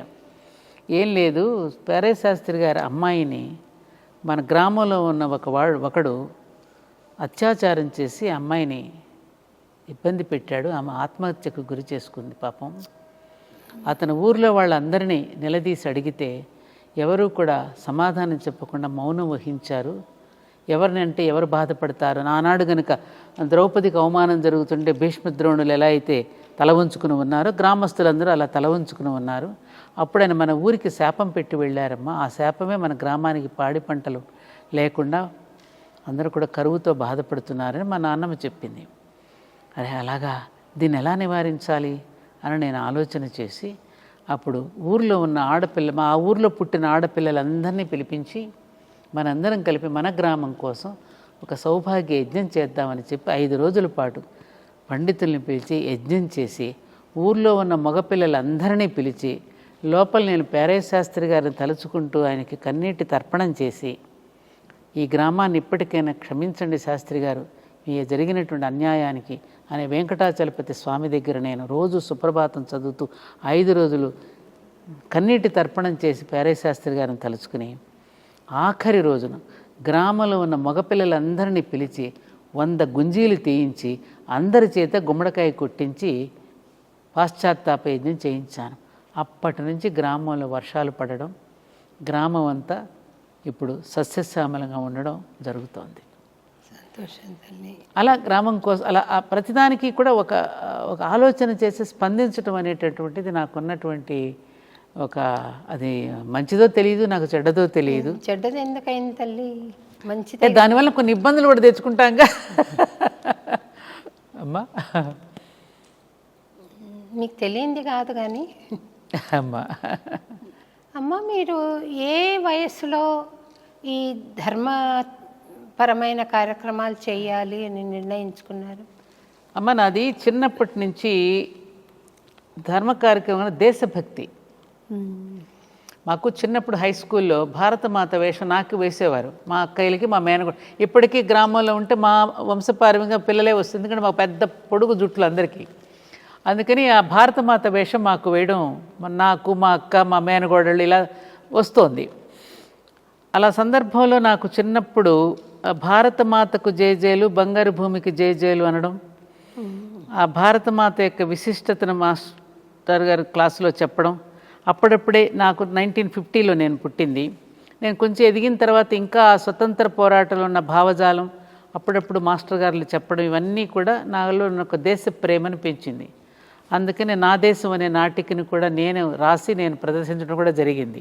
అలాంటి దేశభక్తితో ఉన్నటువంటి నాకు అనుకోకుండా ఈ ధర్మపురి క్షేత్ర నిర్మాణంలో నేను భాగస్థురాలని కావడం, అందుకని ఆ దేశభక్తి పటాన్ని కూడా అక్కడ పెట్టుకుని, దేశం, ధర్మం, సమాజం వేరు కాదు. దేశం అంటే దేవుడు, ప్రజలంటే దేవతలు, సేవా వ్రతనిష్టయే మనం చేసేటటువంటి యజ్ఞము. ఇది కదమ్మా మనదైనటువంటి జీవన విధానం. అందుకని దానిని నేను అక్కడ ఇంప్లిమెంట్ చేస్తూ సమాజపరమైన అంశాలను దైవభక్తితో జోడిస్తూ కార్యక్రమాలు అక్కడ చేయించడం జరుగుతోంది. అందుకని ధర్మం, దేశం, సమాజం 3 ఒకటే అనే భావన చేత అక్కడ జరుగుతూ వస్తుంది. ఇది 1986 అమ్మవారిని ప్రతిష్ఠ చేసిన దగ్గర నుండి నాలో ఈ భావజాలం రావడం. దాని తర్వాత నేను అయోధ్య రామ జన్మభూమి ఉద్యమంలో పాల్గొనడం. అది మరింత అంటే దాదాపుగా మీకు 35-38 సంవత్సరం. అప్పుడు నాకు అంత వయసు 36-35 ఇయర్స్, అంత కూడా లేదు, 30 to 30 ఇయర్స్. టీనేజ్ ఎలా గడిచింది తల్లి? టీనేజ్ అమ్మా చాలా అల్లరి పిల్లని. అవునమ్మా, హై స్కూల్ నేనే మగపిల్లని ఏడిపించేదాన్ని, ఆట పట్టించేదాన్ని, వాళ్ళని చాలా అల్లరి చేసేదాన్ని, బాగా నవ్వించేదాన్ని. గ్రామంలో అందరికీ ఒక రకంగా ముద్దు బిడ్డని. వాళ్ళని కూడా కొంచెం ఇట్లాగ ఎదిరించి ప్రశ్నలు వేస్తాను కదా, గ్రామంలో అందరికీ బాగా ఇష్టం. స్కూల్లో కూడా, హై స్కూల్లో టీచర్స్ని కూడా ఏడిపించేదాన్ని, మా తెలుగు మాస్టర్ని మరీ ఆట పట్టించేదాన్ని. ఆయన గోదా గ్రంథమాల నడిపేవారమ్మ మాస్టర్ గారు. ఆయన రచనలన్నీ నేను ఫెయిర్ కాపీ చేసేదాన్ని. అలా ఫెయిర్ కాపీ చేస్తున్నప్పుడే నాకు లాల్ బహదూర్ శాస్త్రీజీ గారంటే చాలా గౌరవం, భక్తి ఏర్పడింది. వారు రాసిన గ్రంథాలన్నీ నేను ఫెయిర్ కాపీ చేసేదాన్ని కదా. ఆ రాస్తున్నప్పుడు చదువుతున్నప్పుడు కూడా నాలో ఇటువంటి భక్తి భావన కానివ్వండి, దేశభక్తి భావన కానివ్వండి, మహానుభావుల యొక్క జీవిత చరిత్రల ద్వారా ప్రేరణ పొందడం కానివ్వండి, ఇవన్నీ అక్కడి నుంచి ప్రారంభమయ్యాయి. నేను ఒక ప్రశ్న అడుగుతాను, మరోలా భావించకుండా. అయ్యో తప్పకుండా తల్లి. ఎందుకనంటే ఇప్పటి యువత రకరకాల వెర్రివేషాలకు, వెర్రి భావనలకు లోనవుతున్నారు కదా. వాళ్ళు చేస్తున్న అద్భుతమైన విజయాలు ఉన్నాయి, ఒకవైపు ఈ వెర్రితలలు వేస్తున్న ప్రవర్తనలు ఉన్నాయి కదా. మీ టీనేజ్లో ఈ ధర్మ మార్గం తప్పకుండా ఉండడానికి, నైతికంగా బలంగా ఉండడానికి మీరు అనుసరించిన మార్గం ఉంటుంది తప్పకుండా. అది యువతకు ఒకసారి తెలియజేస్తారమ్మా. అంటే తప్పు యువతది కాదు. ఇవాళ నిజంగా చెప్పాలంటే యువత పక్కదారి పడుతోంది పట్టడానికి కారణం పెద్దలే తప్పులు చేస్తున్నారు. మేధావులైనటువంటి వాళ్ళు కూడా మౌనం వహిస్తూ ఉన్నారు. ఇప్పుడు మీరు ప్రసార మాధ్యమాల్లో వచ్చేవి కానివ్వండి, సోషల్ మీడియాలో వచ్చేవి కానివ్వండి, చూస్తూ ఊరుకుంటున్నారుగా. దాన్ని ఖండించగలుగుతున్నామా? దాన్ని రూపుమాపగలుగుతున్నామా? పెద్దవాళ్ళు చిన్నప్పుడు అనుసరించినవి. సినిమా అవార్డ్స్ ఫంక్షన్కి వెళ్ళి ఒక వేశ్య పాపం తన జీవితం కోసం అని చెప్పి 4 గోడల మధ్య చేసే దుర్మార్గపు పని సెల్యులాయిడ్ స్క్రీన్ మీద బాహాటంగా చేసి అవార్డులు తీసుకోవటము, రివార్డులు తీసుకోవడం, వాళ్ళు సుఖంగా బ్రతకటము జరుగుతోంది. ఇది కరెక్టా అని తెలియక అడిగాను. అది మనసులో పెట్టుకుని నన్ను పిలవడం మానేశారండి. అంతే మరి. సత్యం మాట్లాడినప్పుడు నన్నైనా అంతే కదమ్మా. మనం ఉన్నది సత్యం మాట్లాడతాము. సత్యం మాట్లాడితే మనల్ని రానివ్వరు కదా. మన దీన్ని వ్యతిరేకంగా మాట్లాడితే ఇప్పుడు నేను హిందూ ధర్మం గురించే నేను ఏదైనా మంచి చెప్పి ఇంకేం సత్యవాణి గారు హిందూ ధర్మ వ్యతిరేకి అని రేపు పెట్టేస్తున్నారు కూడా. ఇప్పుడు ఎవరికి వాళ్ళకి ఇజాలను గురించి మాట్లాడుతున్నారమ్మా. నిజం కావాలి. మనది అసలు ఇజం కాదు, హిందూ ఇజం కాదు, మనది ధర్మం. ఇజాలు ఎక్కడన్నా మీరు చూడండి, రామాయణ భారత భాగవతాల్లో కృష్ణుడు నేను హిందువునని చెప్పాడా, రాముడు నేను హిందువునని చెప్పాడా? కృష్ణ కల్టు, రామ కల్టు, వశిష్ఠ కల్టు, విశ్వామిత్ర కల్టు, ఇన్ని కల్ట్స్ ఉన్నాయా మనకి? ఒకే ధర్మం ఉన్నదా కదమ్మా. కాబట్టి ఆ ధర్మాన్ని కనుక ఇజం కాకుండా మనం నిజం మాట్లాడుకుందాం రండి అని అంటే వాళ్ళకి అక్కర్లేదు. ఎందుకంటే ఆ ఇజాల మీద బ్రతికేస్తున్నారు వీళ్ళు, ఆ ఇజాల మీద బ్రతికేస్తున్నారు. ఇప్పుడు నేనున్నానమ్మా, నేను కూడా ఇప్పుడు ఒక కాయ పిండిగా ఉన్నప్పుడు ఒక రకమైన రుచి ఇస్తుంది. మామిడి పిందే తీసుకుందాం. పిండిగా ఉన్నప్పుడు ఒక రుచి ఉంటుంది, అది కొంచెం ఎదిగిన తర్వాత ఒక పులుపు, తర్వాత వగరు, పండిన తర్వాత ఏమవుతుంది? మరింతగా రుచి. మానవుడు కూడా పరిణామకృతంలో ఎదుగుతూ ఉన్న కొద్దీ ఆ జ్ఞానాన్ని ఒకప్పుడు నాకు ధర్మావేశం ఉండేది, ఒకప్పుడు నేను మాట్లాడి ఉండొచ్చు.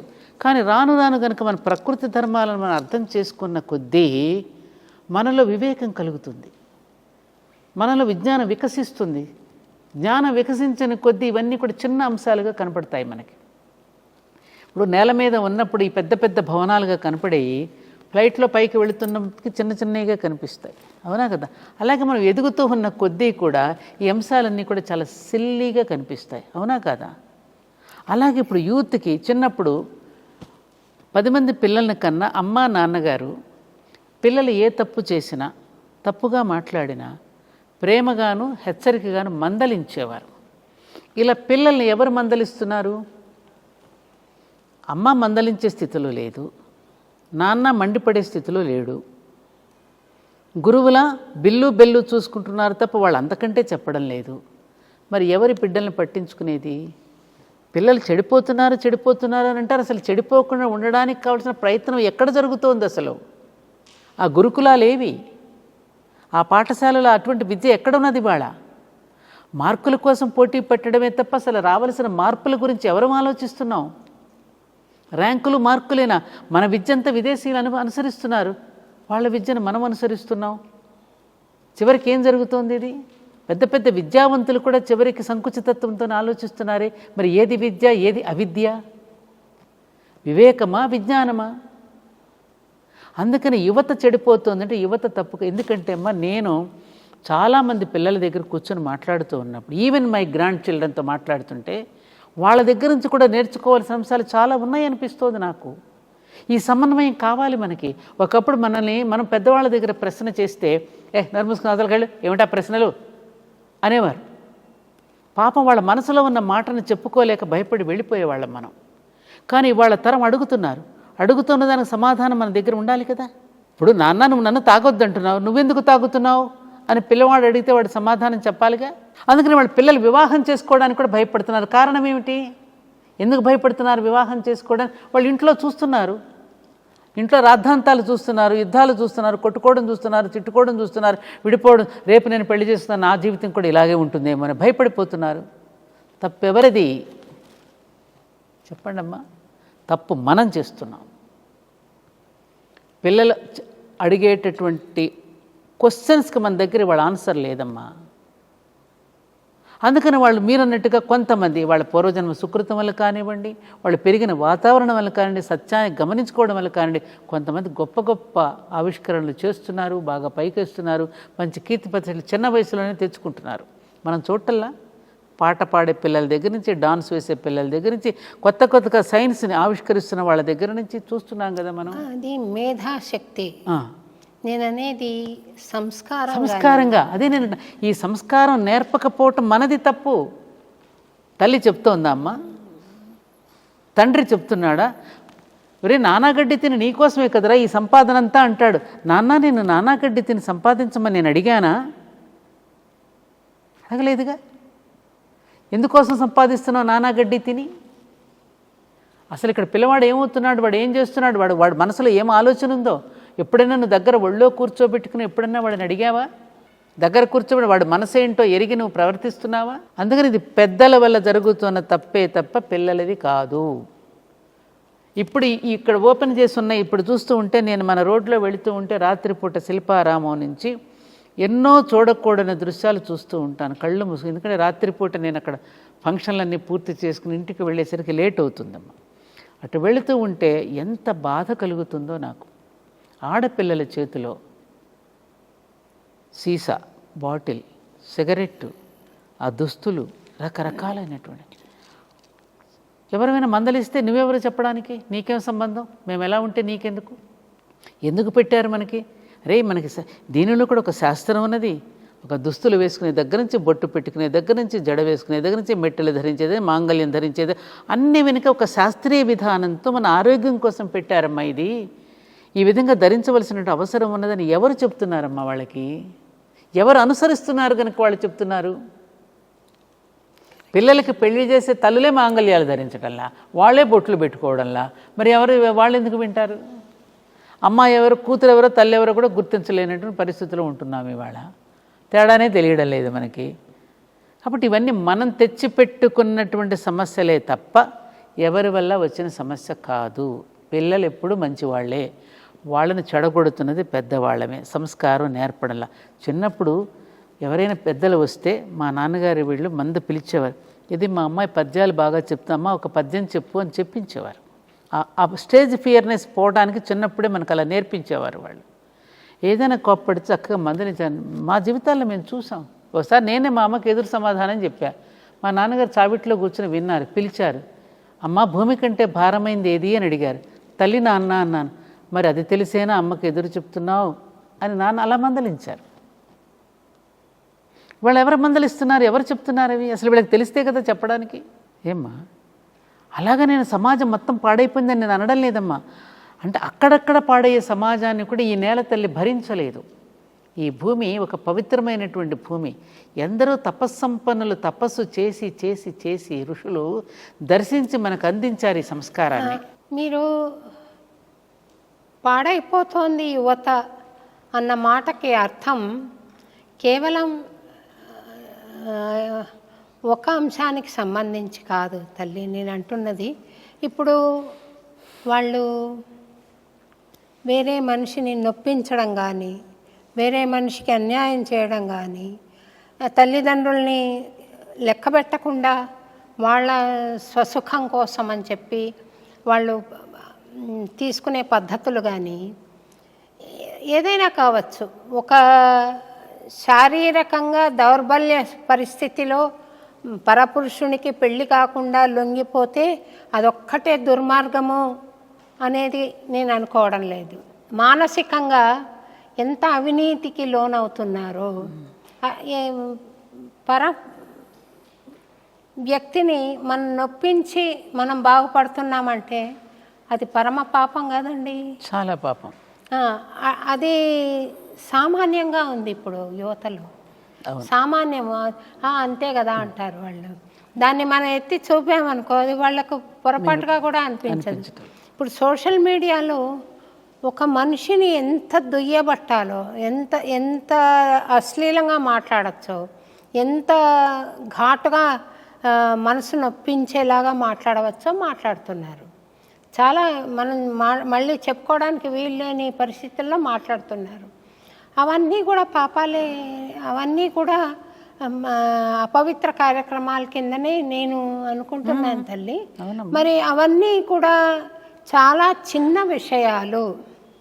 నేను ఒక సభలో చెప్పాను, ఈ సోషల్ మీడియాలో ఇలా ట్రోల్ చేయడం అనేది చాలా తప్పుగా ఉంది, దీనికి ఏదైనా ఒక చర్య గవర్నమెంట్ తీసుకుంటే బాగుంటుంది అని.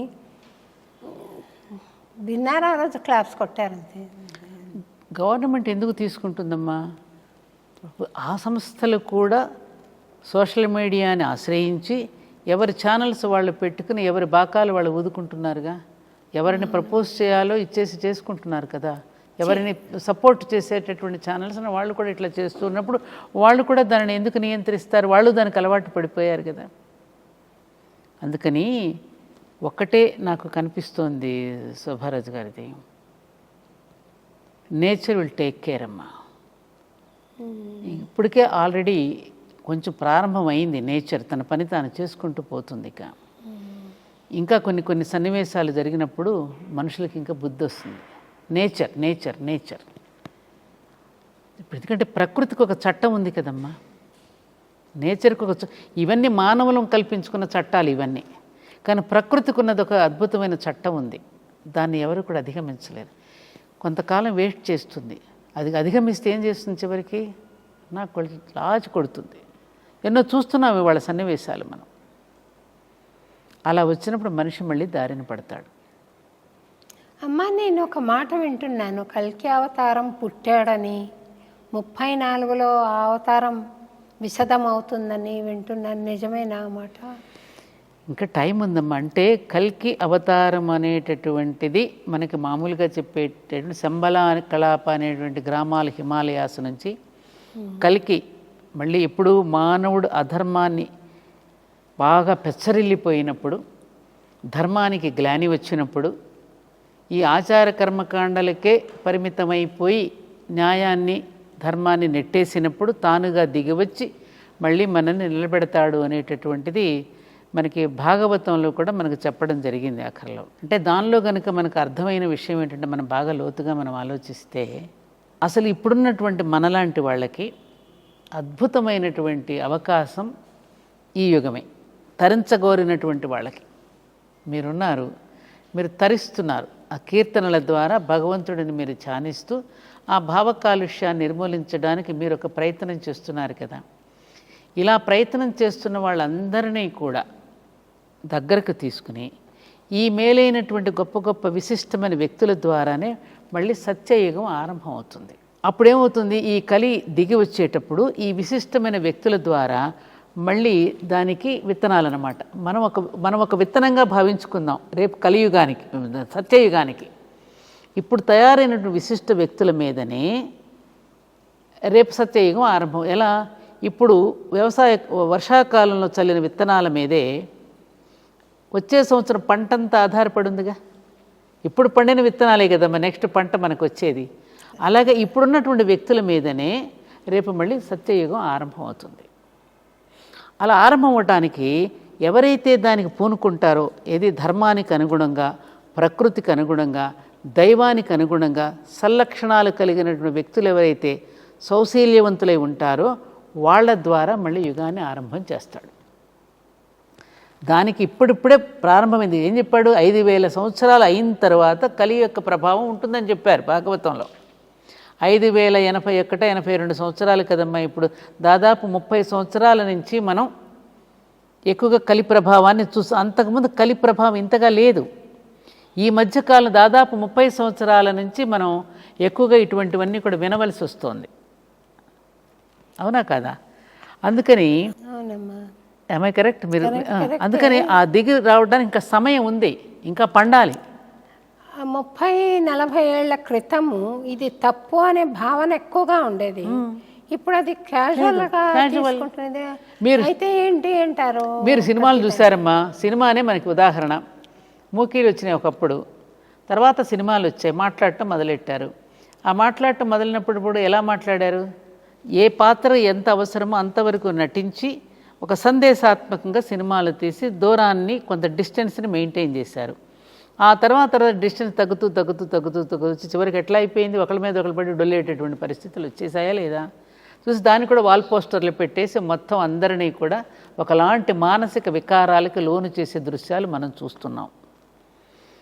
అవునా కాదమ్మా? ఎక్కడి నుంచి ఎక్కడి వరకు ప్రారంభం, చివరికి ఇందులో తప్పే ఉంది. సెన్సార్ బోర్డు కూడా చివరికి ఇందులో తప్పే ఉంది, ఇందులో తప్పే ఉంది, ఇందులో తప్పే ఉంది, ఏది తప్పు కాదనేటువంటి పరిస్థితికి వచ్చి తప్పును కూడా ఒప్పుగా చేసుకునేటటువంటి పరిస్థితులు వాళ్ళ నెలకొన్నాయి. సినిమా రోల్ చేస్తోందమ్మా జీవితాన్ని. నిజానికి సినిమా పెళ్ళిళ్ళు కూడా, పెళ్లి కూతురు ఎంతో సిగ్గుతో తల వంచుకొని పీటల మీదకి రావాల్సిన పెళ్లి కూతురు కూడా డాన్స్ చేస్తూ రావడము అనుసరిస్తున్నారు అవి మన పెళ్ళిళ్ళలో ఇప్పుడు అనుసరిస్తున్నారు అందరు. అవే 5 రోజుల పెళ్ళిళ్ళలో అవన్నీ సినిమాలు ఏవైతే చూపిస్తున్నా అవి మన దగ్గర కూడా అనుసరిస్తున్నారుగా. Cinema is rolling. మరి ఆ సినిమాను కట్టుదిట్టం చేయలేకపోతున్నారే అని. కట్టుదిట్టం చేయలేకపోవటానికి కారణం అందరికీ ఆర్థిక సంబంధాలేనమ్మా. ఇవాళ ఆర్థిక సంబంధాలు. మనం చేసేటువంటి ప్రతి పని సమాజం మీద ఎంత ప్రభావం చూపిస్తుందో అనేటువంటి స్పృహ మనకు లేదు. పౌరధర్మం లేదమ్మా. పాలకుడికి పాలనాధర్మం, పౌరుడికి పౌరధర్మం రెండు ఉన్నప్పుడే కదమ్మా సమాజం బాగుండేది. మీరు కొన్ని దేశాలు చూడండి, పౌరధర్మం ఎంత బాగుంటుంది. ఆ చట్టాన్ని కరెక్ట్గా ఇంప్లిమెంట్ చేస్తారు. ఆ పౌరుడికి ఆ చట్టం పట్ల గౌరవం, భయం కూడా ఉంది. మీరు విదేశాలకు వెళ్తున్నారు, చూస్తున్నారు కదా, అక్కడ ఎందుకని మరి చట్టాన్ని గౌరవిస్తున్నారు, భయపడుతున్నారు చట్టానికి. అది ఇంప్లిమెంట్ చేస్తాడు. ఇక్కడ లేదుగా. విచ్చలవిడితనం, విశృంఖలత్వం, ఎవడు ఇష్టం వచ్చినట్టు వాడు బ్రతికేయచ్చు అనేటటువంటి ఆఖరికి జడ్జిమెంట్స్ కూడా అలాంటివే వస్తున్నాయి. అసలు జడ్జి ఎవరు? సుప్రీం కోర్టు కంటే పైన ఉన్నవాడు ఎవడు? నేచర్. నువ్వు దేవుడని పేరు పెట్టకపో, నేచర్. వాడికంటూ ఒక చట్టం ఉందిగా, అది అధిగమిస్తే ఆయన శిక్షిస్తాడు కదా. అది తెలుసుకోలేకపోతున్నాడు మానవుడు. కలి యొక్క ప్రభావం మానవుడి మీద చాలా పడిపోయిందమ్మా. అందుకని మీరు ఎన్నుకున్న కలి యొక్క ప్రభావాన్ని దూరం చేయాలి అంటే మనకిచ్చినటువంటి సూక్ష్మమైనటువంటి మెథడ్ ఏమిటంటే, రెమెడీ ఏమిటంటే నామస్మరణ సంకీర్తన. ఇది ఒక్కటే మార్గం అని చెప్పారు. మరి సింపుల్ కదమ్మా అది. నామ సంకీర్తన, దైవస్మరణ చేసుకోవడం. యజ్ఞయాగాది క్రతువులు ఫెయిల్ అవుతాయి. అవి చేయనక్కర్లేదు. ఆ ఓపిక ఉండదు, ఆ తీరిక ఉండదు, ఆ ద్రవ్యశుద్ధి ఉండదు, చిత్తశుద్ధి ఉండదు వాటి పట్ల. అందుకని వాటికంటే ముఖ్యంగా భగవన్నామ స్మరణ చేయండి చాలు. ఆ స్మరణ ఏం చేస్తుంది? మనలో ఉన్న కలికల్మషాన్ని రూపుమాపుతుంది. కలికల్మషనాశిని అని అమ్మవారిని ఆరాధిస్తుంది. ఆ కలికల్మషాన్ని పోగొట్టాలంటే నామస్మరణ మాత్రమే, సంకీర్తన మాత్రమే పనిచేస్తుంది. మీరు చేసే పని అదే కదా, భావకాలుష్యాన్ని రూపుమాపేది. అదొక్కటే మార్గం. మరి ఇంత సింపుల్ది కూడా చేయకపోతే రామాని కూడా అనలేకపోతున్నాం కదా, దానికి కూడా రకరకాలైన ఇంటర్ప్రిటేషన్స్ ఇచ్చేస్తున్నాం కదా, మనకు తోచినట్టు మాట్లాడేస్తున్నాం కదా. అన్ని తప్పులు మానవులమైన మనమే చేస్తున్నాం. ఆకాశం వైపుకు వెళ్ళకిలాపడుకుని ఆలోచించదగినటువంటి ప్రాణి భూమి మీద ఎవరైనా ఉన్నారు అంటే అది మానవుడు మాత్రమే. ఓ మానవా, నువ్వు ఇది మానవా అని అడుగుతున్నా కూడా నేను మానను అంటున్నాడు మానవుడు. మానకపోతే అనుభవిస్తావు. లేకపోతే హైదరాబాద్లో మనం ఎప్పుడైనా భూకంపం ఈ మధ్యన ఒక్కసారి కంపించింది చూసారా భూమి? 10 రోజులు 20 రోజుల క్రితం. ఎందుకు కంపించింది? మన స్వార్థానికి ఏమైనా అసలు పరిమితులు ఉంటున్నాయా?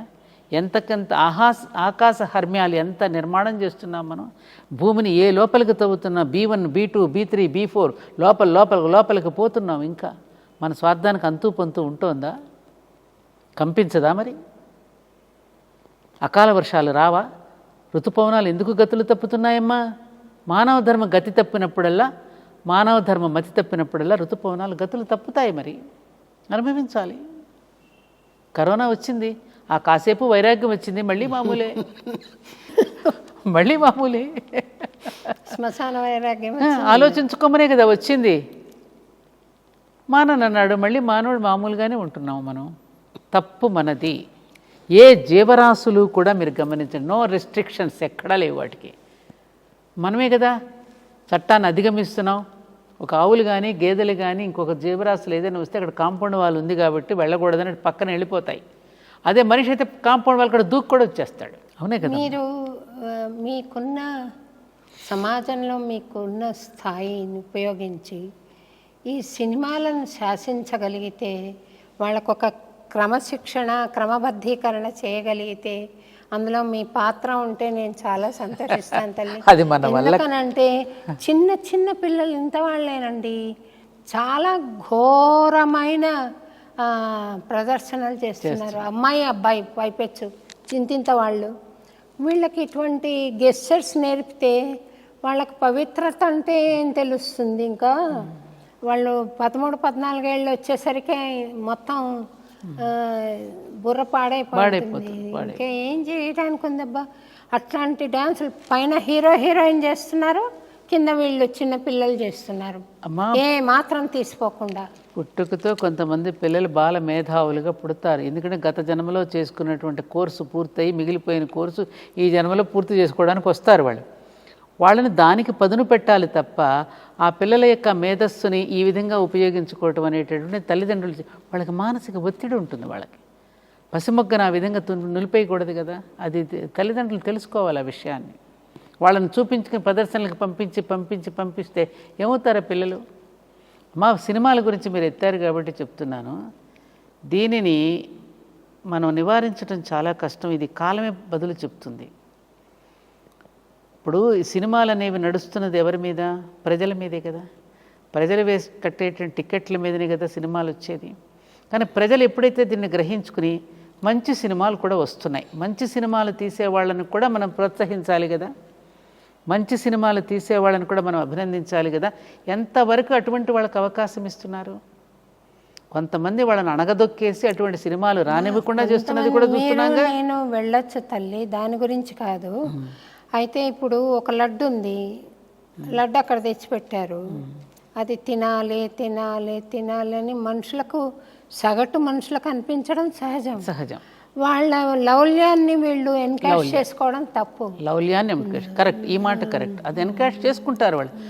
ఎప్పుడైనా కూడా ప్రజల యొక్క బలహీనతలని ఎక్స్ప్లాయిడ్ చేసుకోవటానికి, ఎన్కాష్ చేసుకోవటానికి అందరూ ప్రయత్నిస్తారమ్మా. ఇది అనాదిగా జరుగుతూ ఉన్నదే ఇది.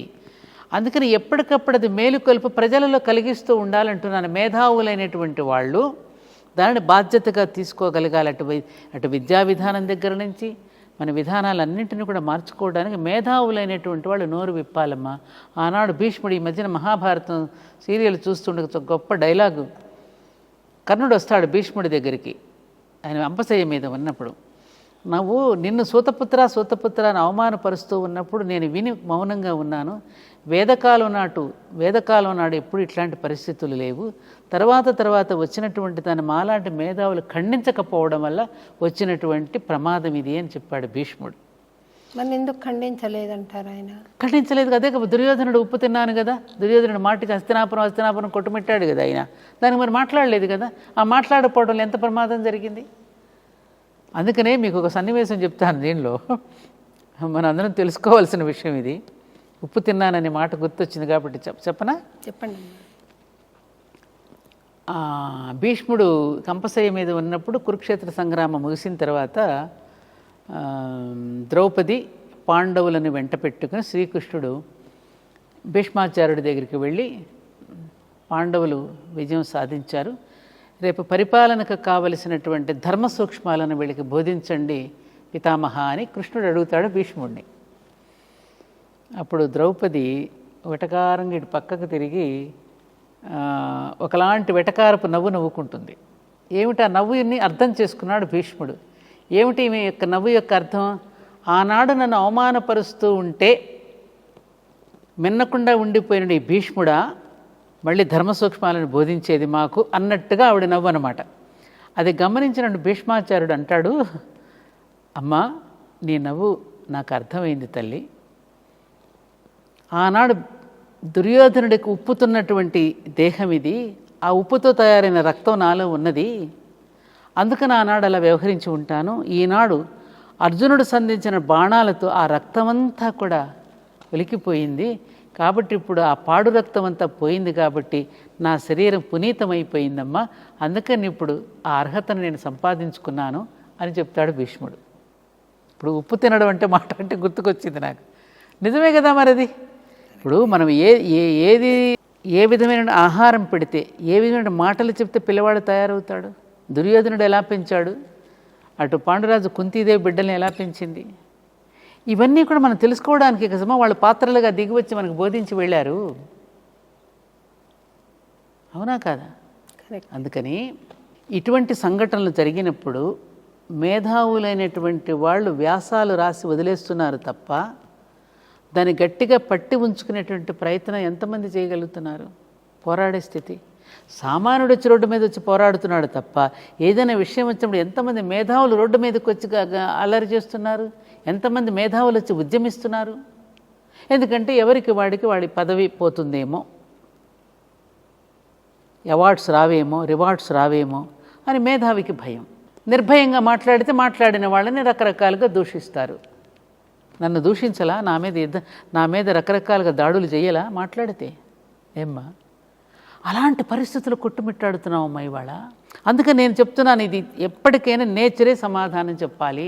కాలమే పరిష్కరిస్తుంది, కాలమే దీనికి సమాధానం చెప్తుంది. ఆ కాలం సమాధానం కోసం మనం వేచి ఉండాలంతే. ఫైనల్గా అంతే నా ఉద్దేశం. మనం అంటాం కదమ్మా, time is the healing bomb అని. పురాణ పురుషులే చెప్పారు కదమ్మా, కాలానికి ఎవరు కూడా అతీతులం కాదు, మేము కూడా కాలానికి వశమై ఉన్న వాళ్ళమే. శ్రీకృష్ణుడి దగ్గర నుంచి, రాముడి దగ్గర నుంచి, ధర్మరాజు దగ్గర నుంచి అందరూ కూడా కాలానికే వశమై ఉన్నారు. అలాగని నిస్పృహ చెందాల్సిన అవసరం లేదు సుమా. మన ప్రయత్నం మనం చేస్తూనే ఉండాలి. మన ప్రయత్నానికి తోడు భగవంతుడు ఆ మహాప్రాణం నుండి ఆ ప్రాణశక్తి చేస్తున్న వాళ్ళకు అందిస్తూనే ఉంటాడు. ఆ ప్రయత్నం చేస్తున్న వాళ్ళ ద్వారానే తన కార్యక్రమాన్ని పూర్తి చేసుకుంటాడు భగవంతుడు. నా అభిప్రాయం. మరి మీరేమంటారు? కరెక్టే తల్లి మీరు చెప్పేది. వేరే సొల్యూషన్ కనపడట్లేదు. అంతే, కాలమేమ్మా. మన ప్రయత్నం మనం చేస్తూ ఉంటాము. భగవంతుడు లోపల ఒక వివేకాన్ని ఇచ్చాడు కాబట్టి మన ప్రయత్నం మనం చేస్తాము. ఇప్పుడమ్మా ఒక 50 మంది ఒక ఆఫీసులో పనిచేస్తున్నటువంటి వాళ్ళలో ఒక 10 మంది నిజాయితీగా పనిచేసే వాళ్ళు ఉంటారు, ఒక 40 మంది పనిని తప్పించుకుని తిరిగే వాళ్ళు ఉంటారు. ఈ 10 మంది మీద ఆఫీసు మొత్తం నడుస్తున్నట్టుగానే ఈ సృష్టిలో కూడా కొంతమంది గొప్ప వ్యక్తుల వలన ఇంకా మనగలుగుతోంది, ఆ ధర్మం నిలబడుతోంది. మనం చూసేదంగా సాధారణంగా మన బస్సులో ప్రయాణం చేసేటప్పుడు ఏదో ఒక ప్రమాదం జరగబోతుంది. అమ్మాబాయ్, ఎవరో ఒక గొప్ప మహానుభావుడు ఉండుంటాడు, ఆయన వల్ల మనందరం కూడా కాపాడగలిగామని అనుకుంటాను. చూడండి, ఒక ప్రమాదం నుంచి రక్షింపబడినప్పుడు ఎవరో ఒక మహానుభావుడు ఉండుంటాడు బస్సులో, అందుకే మనందరం కూడా కాపాడగలిగారని. అలా సమాజంలో కూడా ఎప్పుడు ఆ కొద్ది మంది వలన మిగతా సమాజం అంతా రక్షింపబడుతోందనే సత్యం మనకి తెలియాలి. అందుకని ఆ కొద్ది మంది యొక్క పర్సంటేజ్ని మనం పెంచగలగాలి. ఎప్పుడు పెంచగలుగుతాం? మహానుభావుల యొక్క, గురువుల యొక్క సందేశాన్ని విని వాళ్ళ జీవితాలను చక్కబరుచుకున్నప్పుడు, మళ్ళీ గాడిని పడినప్పుడు ఈ సంఖ్య కూడా పెరుగుతుంది. ఈ సంఖ్యను పెరగడానికి చాలామంది ప్రయత్నం చేస్తున్నారు ఆల్రెడీ. ఒకవైపున మంచిని పెంచడానికి ప్రయత్నం చేస్తూ ఉంటే ఒకవైపున మరింతగా ఇది విస్తరిస్తుంది చెడు కూడా. ఎవరు ప్రయత్నం చేస్తున్నారమ్మా మంచిని పెంచడానికి? వాళ్ళు సత్యవాణి గారు ఇంకా కనపడకపోవచ్చమ్మా, ఉన్నారు సమాజంలో, ఉన్నారు వాళ్ళు కొంతమంది. పర్సంటేజ్ వేళ్ల మీద లెక్క పెట్టే ఎంతమంది ఉన్నారమ్మా. ఇప్పుడు 700 కోట్ల మానవులు, మొత్తం ప్రపంచ జనాభా చూసుకుంటే 700 కోట్ల పైన ఉంది. మన భారతదేశం జనాభా చూసుకుంటే 130 కోట్లు ఉంది. ఇలాగ ప్రపంచవ్యాప్తంగా చూసుకుంటే ఉంది కదా. ఇలాగే మీరు ఇలా బాధపడుతున్నట్టుగానే ఒక అతను వచ్చి పరమాచార్యుల దగ్గరకు వచ్చి బాధపడతాడు. స్వామి, మరి ఇలా జరిగిపోతుంది కదా, మన సనాతన ధర్మం ఇలా అయిపోతుంది, మనుషులంతా ఇలా అయిపోతూ ఉన్నారు, మరి ఏంటి మీరు మాట్లాడతారు, మీరు ఏమన్నా చేయకూడదా స్వామి అని అడుగుతాడు పరమాచార్యుల వారిని. ఒక శిష్యుడు వచ్చి, అప్పుడు పరమాచార్యులు అన్నారు, బాబు నువ్వేం చేస్తుంటావు అని అడిగారు. నేను ఒక ఫ్యాక్టరీలో ఉద్యోగం చేస్తాను స్వామీజీ అన్నాడు. అవునా, ఆ ఫ్యాక్టరీలో వచ్చే లాభ నష్టాలను గురించి నువ్వే ఆలోచిస్తావా అని అడిగి, నేనెందుకు ఆలోచిస్తాను స్వామి, అది యజమాని చూసుకుంటాడు కదా, నాకు జీతం ఇస్తాడు, నేను పని చేస్తాను, అంతవరకే కదా నాది, అది నాకేం పని అన్నాడు. ఫ్యాక్టరీలో నీ ఉద్యోగాన్ని నువ్వు ఎట్లా చేస్తున్నావో ప్రతి మనిషి తన ఉద్యోగాన్ని తను చేసుకుంటూ ఉంటే ఫ్యాక్టరీకి యజమాని ఉన్నట్టుగానే ఈ విశ్వానికి కూడా ఒక యజమాని ఉన్నాడయ్యా, ఆ యజమాని చూసుకుంటాడు పాపపుణ్యాల లెక్క అని చెప్పి స్వామీజీ సమాధానం చెప్పారు. ఏమ్మా అంతే కదమ్మా, ఈ విశ్వానికి ఒక యజమాని ఉన్నాడు కదా, ఆయన చూసుకుంటాడు కదా. ఈ భూమి తన చుట్టూ తాను తిరుగుతూ సూర్యుడు చుట్టూ తిరుగుతోందన్నా, నక్షత్రాలు ఉన్నాయన్నా, నవగ్రహాలు పరిభ్రమిస్తున్నాయన్నా, ఇంతమంది జీవరాశులు పుట్టుకొస్తున్నారన్నా, జనన మరణాలు జరుగుతాయి, దీనికి అన్నింటికీ ఒకడున్నాడు కదా నడిపించేవాడు. శోభారాజు ముప్పొద్దులా తింటోందన్నా, సత్యవాణి ఇలా మాట్లాడుతోందన్నా, ఆ మహాప్రాణం నుండి ఆ శక్తి చేస్తూ ఉన్నవాడికి అందుతూనే ఉంటుంది. నాకు ఒక నమ్మకం అమ్మ, మనం ఒక మంచి పని చేస్తూ ఉన్నప్పుడు, స్వచ్ఛందంగా మనం చేస్తూ ఉన్నప్పుడు, ఎట్లయితే సూపర్ థర్మల్ పవర్ స్టేషన్ నుంచి మనకి ఎట్లయితే విద్యుత్తు ప్రసారం అవుతూ ఉంటుందో, మనకి కూడా ఆ మహాప్రాణం నుండి ప్రాణశక్తి ప్రసారం మనలో జరుగుతూనే ఉంటుంది. మీలోనూ జరుగుతూనే ఉన్నది. అన్నమాచార్యుల వారి జయంతి వర్ధంతులు వచ్చినట్టు కాలినడకన ఎక్కడో మీకు సంకీర్తనలు పాడుకుంటూ ఉంటే మీకు ఎన్నో అవకాశాలు వచ్చినా, సినిమాల్లో కానీ మరి ఎక్కడెక్కడో ఎన్నో అవకాశాలు కాదనుకుని ఒక లక్ష్యాన్ని మీరు నెరవేర్చుకోవడానికి మీరు అలాగే స్థిరంగా ఉండిపోయారంటే ఎక్కడి నుంచి ఎలా ఉండిపోగలుగుతున్నారు? ఉండడం ఒక ఎత్తు అయితే, ఇంత జరిపించాడే నా వల్ల కాదు, అది స్వామి దయలే. నేనైనా అంతే తల్లి, మీరైనా నేనైనా అంతే. మన సంకల్పంలో కనుక అటువంటి చిత్తశుద్ధి ఉంటే, అటువంటి దేహాలని, మిమ్మల్ని మీ దేహాన్ని ఎంచుకున్నాడు అన్నమయ్య, అలాగే నన్ను ఈ దేహాన్ని ఎంచుకున్నారు పరమాచార్యులు వారు. ఆ వాక్కు మన ద్వారా అందించగలుగుతున్నారంటే ఎవరిది? ఆ మహాప్రాణం నుంచి శక్తి అందుతేనే కదా మనం చేయగలిగేది. మనం కాదే. ఇదం న మమ, ఇదేది నాది కాదు, ఇదం న మమ, ఇది మన సూత్రం. ఏది నాది కాదు, ఇదం గాయత్రి. ఇది కదమ్మా సనాతన ధర్మం మనకు నేర్పించింది. నాకు మహాభారతంలో జనసామాన్య ప్రతినిధిగా ఒక ప్రశ్న అడుగుతాను తల్లి. చెప్పండమ్మా. ద్రౌపదిని నేను అనుమానాలకు అతీతమైన అనుభవం భగవంతుడు అనుగ్రహించడంతో నాకు అడగాలని కూడా అనిపించదు తల్లి ఈ ప్రశ్న. కాకపోతే హేతువాదులు అడిగే ప్రశ్నకి మీరు సమాధానం ఇస్తారని ఆశిస్తున్నాను. ద్రౌపది 5 మంది భర్తలను పెళ్లి చేసుకుని కూడా పతివ్రత ఎలాగైంది అనేది వాళ్ళ ప్రశ్న. అమ్మా, మన పురాణ ఇతిహాసాలన్నీ కూడా ప్రతీకాత్మకంగా మనకి బోధించి వెళ్ళారు. ఈ 5 పంచభూతాలకు ప్రతీకలు వీరు 5గురు. ధర్మరాజు, యమధర్మరాజు పుత్రుడు సమవర్తి, అలాగే భీముడు, అర్జునుడు, నకులుడు, సహదేవులు. వీరు పంచభూతాలకి ప్రతీకలు. కాబట్టి ఈ పంచభూతాలని కూడా నిలిపేది, దాని మీద అధిష్ఠించేది శక్తి, మహాశక్తి. అందుకని ద్రౌపది మహాశక్తి స్వరూపిణి. ద్రౌపది శక్తి అనంతమైనటువంటిది. అయితే అది జరగలేదమ్మా. అక్కడ భర్తలుగా సంకేతింపబడ్డారమ్మా. వాళ్ళు ఏం చేశారు? పాత్రలుగా. ఇప్పుడు మనకు అర్థం కావాలంటే, ఇప్పుడు నేను ప్రయోగశాలకు తీసుకుని వెళ్ళి సైన్స్ మాస్టర్ ప్రయోగశాలలో చూపిస్తాడు. ఆ ఘట్టము ద్రౌపది 5 మందిని పెళ్లి చేసుకున్నది అన్నది భౌతికమైన సత్యం కాదు. భౌతికమైన సత్యం కాదు. మనకు ఆధ్యాత్మికమైనటువంటి విషయాలని పాత్రలకు జోడించి చెప్పారు. శ్రీరామచంద్రుడు కూడా తాను నారాయణుడిగా ఉండి భూమి మీదకి తన నారాయణుడు అనేటటువంటి దాన్ని విస్మృతి చెంది నరుడుగా వచ్చి, ఇదిగో నేను ఇలా నడుస్తున్నా, మీకు నేను ఒక బాట వేస్తున్నా, నా బాటలో మీరు నడవండి, అన్నదమ్ములుగా ఇలా ఉండండి, భార్యాభర్తలుగా ఇలా ఉండండి, గురు శిష్యులుగా ఇలా ఉండండి, పాలకుడుగా ఇలా ఉండండి, తల్లిదండ్రులకు కొడుకులా ఇలా ఉండండి అని మనకు చెప్పడానికి తాను ప్రాక్టికల్గా జీవించి చూపించి వెళ్ళాడు. అలాగే పాండవులు కూడా అంతే. మహాభారతంలో ఉన్న పాత్రలు కూడా అంతే. ఎందుకనంటే వేదం అందరికీ అర్థం కాదు కదమ్మా. ధర్మం చర, సత్యం వద. సత్యం వద అంటే ఏమిటి? సత్యాన్ని మాట్లాడు. సత్యం అంటే ఏమిటని తెలియాలంటే ఎవరు రావాలి? సత్యం అంటే ఏమిటండి నేను అడుగుతాడు తెలియనివాడు. ఇదిరా సత్యం అంటే ఏమిటో చెప్పాలంటే సత్యహరిచంద్రుడు కథ చెప్పాలి, రాముడు కథ చెప్పాలి.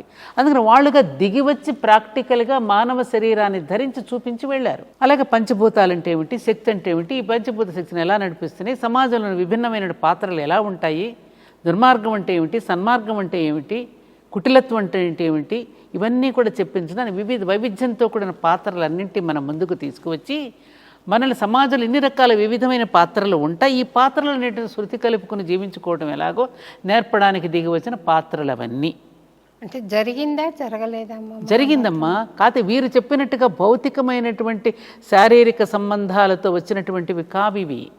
పాత్రలుగా నడయాడి వెళ్ళారు వాళ్ళు. ఆ నడయాడి వెళ్ళినటువంటి చిహ్నాలన్నీ కూడా దేశంలో మనకు కనిపిస్తున్నాయి కదా. రాముడు చరించినవి కానీ, పాండవులు చరించినవి కానీ, ఇవన్నీ ఉన్నాయి కదా మన ఈ పురాణ గాథలు కూడా ఎందుకుని వేదవ్యాసుడు విభజించినప్పుడు ప్రజలకు వేదం అర్థం కావడంలా. ఇప్పుడు మనం కూడా వేదిక చాంటింగ్ వింటున్నామమ్మా, రోజు మనం వేదఘోష వింటున్నాము, వేదాధ్యయనం చేస్తున్న పండితుల మాటలు వింటుంటే చాలా ఆనందంగా ఆ సంస్కృత శబ్దాలు వింటున్నప్పుడల్లా మనం ఆనందంతో పులకించిపోతున్నాం. దాని అర్థం మాత్రం మనకి తెలియదు. ప్రజలు కూడా అర్థం కానట్టు చూస్తున్నారు. వేదవ్యాసుడు విభజించినప్పుడు అది ఆయన నుంచి వచ్చినప్పుడు అప్పుడేమన్నాడు, నారద మహర్షి వెళ్ళి ఇలా ఎవరికి ప్రజలకు అర్థం కాదయ్యా, పురాణ పురుషులను సృష్టించి పురాణ పురుషుల యొక్క గాథలను ప్రజల్లోకి తీసుకువెళితే అప్పుడు ఎలా జీవించాలో వాళ్ళకి అర్థమవుతుందని చెబితే అప్పుడు భాగవత మార్గంలో పురాణ పురుషుల యొక్క గాథలను గానం చేస్తూ కథలుగా చెప్పడం వల్ల ఇప్పటికీ అన్నదమ్ములను కలిసి ఉంటున్నామన్నా, భార్యాభర్తలు విడిపోకుండా దాంపత్య ధర్మాన్ని గుడ్డివాడైనా కుంటివాడైనా గూనిదైనా చెడ్డదైనా దుర్మార్గురాలైనా ఇంకా కాపురం చేస్తున్నారు అంటే కారణం ఏమిటి? ఎవరు నేర్పి వెళ్ళారు ఇవి మనకి? ఆ గాథలను కాదా మనం ప్రేరణగా తీసుకున్నది? వైవిధ్యంతో కూడా నీ పాత్రలన్నింటితో కూడా మనం జీవించగలుగుతున్నామంటే ఎవరి వల్ల? ఎక్కడో అమ్మాయి పుట్టి 2 కుటుంబాలని కూడా సమన్వయం చేసుకుంటూ ఒక తల్లి జీవించగలుగుతుందంటే ఎవరి నుంచి నేర్చుకున్నాం? సీతమ్మని గురించి కాదా నేర్చుకున్నది మనం? ఇవన్నీ మానవులకు అర్థం కావడం కోసమని వాళ్ళుగా దిగివచ్చి మనకి బోధించి వెళ్ళారు. కాబట్టి అక్కడ పతి అంటే అక్కడ ఏమిటంటే ఒక్కొక్క దానికి ఒక్కొక్క నాథుడు ఉన్నాడు, వాయుదేవుడు. ఒక్కొక్క పోర్ట్ఫోలియో కదమ్మా, వీళ్ళందరూ ఒక్కొక్క కార్యక్రమాన్ని నిర్వహిస్తున్నారు కదా ఈ పంచభూతాలని. ఆ పంచభూతాలను నడిపించేటువంటి శక్తి ఒకటి ఉన్నది కదా, ఆ శక్తే ద్రౌపది శక్తి. ఆ శక్తిని ఎప్పుడైతే నువ్వు అవమానపరుస్తావో అప్పుడు యుద్ధం వస్తుంది. శక్తిని అక్కడ అవమానపరిచినప్పుడు ఏం జరుగుతుంది? మళ్ళీ ప్రళయం వస్తుంది, యుద్ధం వస్తుంది, మళ్ళీ తిరిగి ధర్మ సంస్థాపన జరుగుతుంది. అంతే కదా. అదేలాగా సీత తల్లి కూడా, సీతను కూడా అంతే. ఎత్ర నార్యస్తు పూజ్యంతే రమంతే తత్ర దేవత అంటే ఇది అర్థం చేసుకోలేకపోతున్నారు. ఎక్కడ నారీమణులు పూజింపబడతారో అక్కడ ధర్మం విలసిల్లుతుంది. అందుకని నారీమణులు ఎప్పుడు పూజింపబడాలంటే నారీమణులు కూడా పూజింపబడే స్థితిలో ఉండాలి. నువ్వు పూజింపబడే స్థితిలో ఉండనప్పుడు ఎలా పూజిస్తారు? ఒకప్పుడు నాటకాలు వేసేటప్పుడు కూడా పురుషుడి పాత్రను కూడా స్త్రీలే వేసేవారు. రాను రాను రాను మార్పులు వచ్చేసాయి. అధిగమించి ఇందాక మీరు అన్నట్టుగా శృతి మించి అది రాగానే పడుతోంది. ఇప్పుడు తర్వాత భారతంలో పంచపాండవులు స్వర్గానికి అధిరోహిస్తూ వెళ్తూ ఒక్కొక్కళ్ళుగా పడిపోయారని, ధర్మరాజు దానికి కారణము చాలా పేలవమైన కారణం వచ్చిందమ్మా నా దృష్టిలో. నేను విన్నదాన్ని బట్టి చెప్తున్నాను. అమ్మా, మీకు తెలుసో లేదో నాకు తెలియదు కానీ చాలా వరకు మన చరిత్రలని వక్రీకరించి కూడా చెప్పారు, ప్రక్షిప్తాలు చేర్చారు. రామాయణంలో ప్రక్షిప్తాలు చేర్చారు, మహాభారతంలోనూ ప్రక్షిప్తాలు చేర్చారు. ఎవరికి తోచిన రామాయణాలు, ఎవరికి తోచిన మహాభారతాలు వాళ్ళు రాసేసుకున్నారు పుస్తకాల్లో. అందుకనే నేను ఎప్పుడు వాటి జోలికి వెళ్ళను. నా ప్రసంగాలు ఎప్పుడైనా ఉదాహరణగా ఏదైనా ఘట్టం చెప్తాను తప్ప, అవి మనం చెప్తే ఇంకొకటి అది కాదంటాడు, ఇదంటే ఇంకొకటి అంటాడు. ఇవన్నీ వద్దు. మీరు నేచర్ని చూడండి, ప్రకృతిని చూడండి, ప్రకృతే మీకు పాఠాలు నేర్పిస్తుంది. వైవిధ్యం, పండును పోలిన పండు లేదే, వాసన పోలిన వాసన లేదే, పువ్వును పోలిన పువ్వు లేదే, గోరును పోలిన గోరు లేదే, వెంట్రుకను పోలిన వెంట్రుక లేదే, మనిషిని పోలిన మనిషి లేడు, జీవరాశిని పోలిన జీవరాశి లేదే. ఇది చాలదా అండి? ఒక్కసారి ఒక చెట్టును చూస్తే తెలుస్తుంది. మొత్తం కలిపి అంత చెట్టే. రెమ్మంటున్నావు, కొమ్మంటున్నావు, పండు అంటున్నావు, పిందంటున్నావు, కాయ అంటున్నావు, ఇన్ని రకాలు. ఈ వైవిధ్యానికే కదమ్మా అక్కడ నమః నమః నమః అని అక్కడ అభిషేకం చేస్తున్నావు. రుద్రాధ్యాయంలో చెప్తాడు మనకి. ఈ వైవిధ్యాన్ని ప్రేమించండి చాలు, నేచర్ని ప్రేమించండి. ఆ నేచర్ని ప్రేమించడం కోసమే ఆ నేచర్లో ఉన్న విభిన్న పాత్రలను చూపించడం కోసం మహాభారతం అనేది వచ్చింది. అందుకే అది పంచమ వేదము అయ్యింది. అటు కుటుంబ జీవితంతో పాటు రాముడు ఎలా పరిపాలించాడో చెప్పాడు. 11,000 సంవత్సరాలు పరిపాలించాడట రాముడు. మరి ఎన్నో ఘట్టాలు ఉన్నాయి, అవేవి మన ముందుకు రాలేదే, ఆ చరిత్ర మన ముందు పెట్టలేదే. ఏమైపోయింది ఆ చరిత్ర? అలా చరిత్రలు ఎవరికి వాళ్ళ బ్రిటిష్ వాళ్ళు పరిపాలించినప్పుడు మన గ్రంథాలను తీసేసి వాళ్ళు కొన్ని దాంట్లో ప్రక్షిప్తాలు చేర్చి మన లైబ్రరీలో పెడితే మన ఆ లైబ్రరీలో వాళ్ళు పెట్టిన గ్రంథాలే చదువుకుంటూ ఇదిగో ఇలాంటి తర్కమీమాంసలన్నీ మన ముందుకు వస్తున్నాయి, ఇలాంటి సందేహాలన్నీ. సీతాదేవిని రాముడు ఏమీ అవమానించలేదు, అనుమానించలేదు. సీతాదేవి భూమాత దగ్గరికి వెళ్ళిపోయి అక్కడే అలిగి ఏమి వెళ్ళిపోలే. ఆవిడ మళ్ళీ వచ్చింది. మనం కూడా పుట్టింటికి కాసేపు సేద తీరడానికి వెళతాం కదా, అలాగే వెళ్ళింది, మళ్ళీ వచ్చింది ఆవిడ. అంతవరకే కథను ఆపేశారు. 24,000 శ్లోకాలతో ఆపేశారు వాల్మీకి రామాయణాన్ని. మరి 11,000 సంవత్సరాలు పరిపాలించాడు. చరితం రఘునాథస్య శతకోటి ప్రవిస్తరమన్నారు. మరి 1,00,000 కోట్ల శ్లోకాలు ఏమైపోయినాయి? ఎక్కడున్నాయి? ఎవరు పాడు చేశారు? ఎక్కడ దాచేశారు? 60 దేశాలలో ఈ మధ్యన డాక్టర్ మల్లంపల్లి మల్లికార్జునరావు గారిని 60 దేశాలలో వాటిని పరిశోధించి అక్కడ అన్నీ కూడా ఏమంటారు దీన్ని, సాక్ష్యాలతో సహా నిరూపించి పట్టుకొచ్చారు. ఎంత అన్యాయం జరిగింది మనకి. కొట్టే తెచ్చే రామాయణం అంటే దశరథ మహారాజు, ఆయనకి 3 భార్యలు, 4 కుమారులు, విద్యాభ్యాసం విశ్వామిత్రుడు, వశిష్ఠుడు. అక్కడికి వెళ్ళాడు, ధనుసును విరిచాడు, సీతను పట్టుకున్నాడు, పెళ్లి చేసుకున్నాడు, మళ్ళీ అడవులకు పంపించాడు, పట్టాభిషేకం. ఇంతే. తర్వాత కథ ఏది? 11,000 సంవత్సరాలు పరిపాలించిన రామరాజ్యం ఇంకేమీ లేవా? ఎలా పరిపాలించాడు? ప్రపంచం మొత్తాన్ని పరిపాలించాడే రాముడు. సార్వభౌముడమ్మ ఆయన, సర్వభూమండలాన్ని పరిపాలించినటువంటి వాడు. ఏదా చరిత్ర? ఎక్కడ కనుమరుగైపోయింది? 1134 వేదశాఖలకి ఇవాళ 8% మిగిలిపోయిందని అవధానులు గారు మొత్తుకుంటున్నారే. ఏమైపోయినాయి ఆ వేదశాఖలన్నీ? ఎక్కడికి పోయినాయి? ఎవరు చెప్తారు? ఈ జాతికి అందించే వాళ్ళు ఎవరు? అంత అన్యాయం జరిగిందమ్మా మనకి. కాబట్టి ఇవన్నీ కూడా మీరు అడిగినటువంటి ప్రశ్నలన్నింటికీ కూడా చాలా వరకు ప్రక్షిప్తాలు చేరాయి. ఒక్కొక్క కథనే మనకి ప్రతీకాత్మకంగా మన దేహంలో జరిగేటువంటి మార్పులు, మన దేహంలో జరిగే మన కథను వాళ్ళ కథను మన కథగా చెప్పారు మనకి. లలితా సహస్రనామ పారాయణ చేస్తున్న మన కథే అమ్మవారి కథ కనపడుతుంది.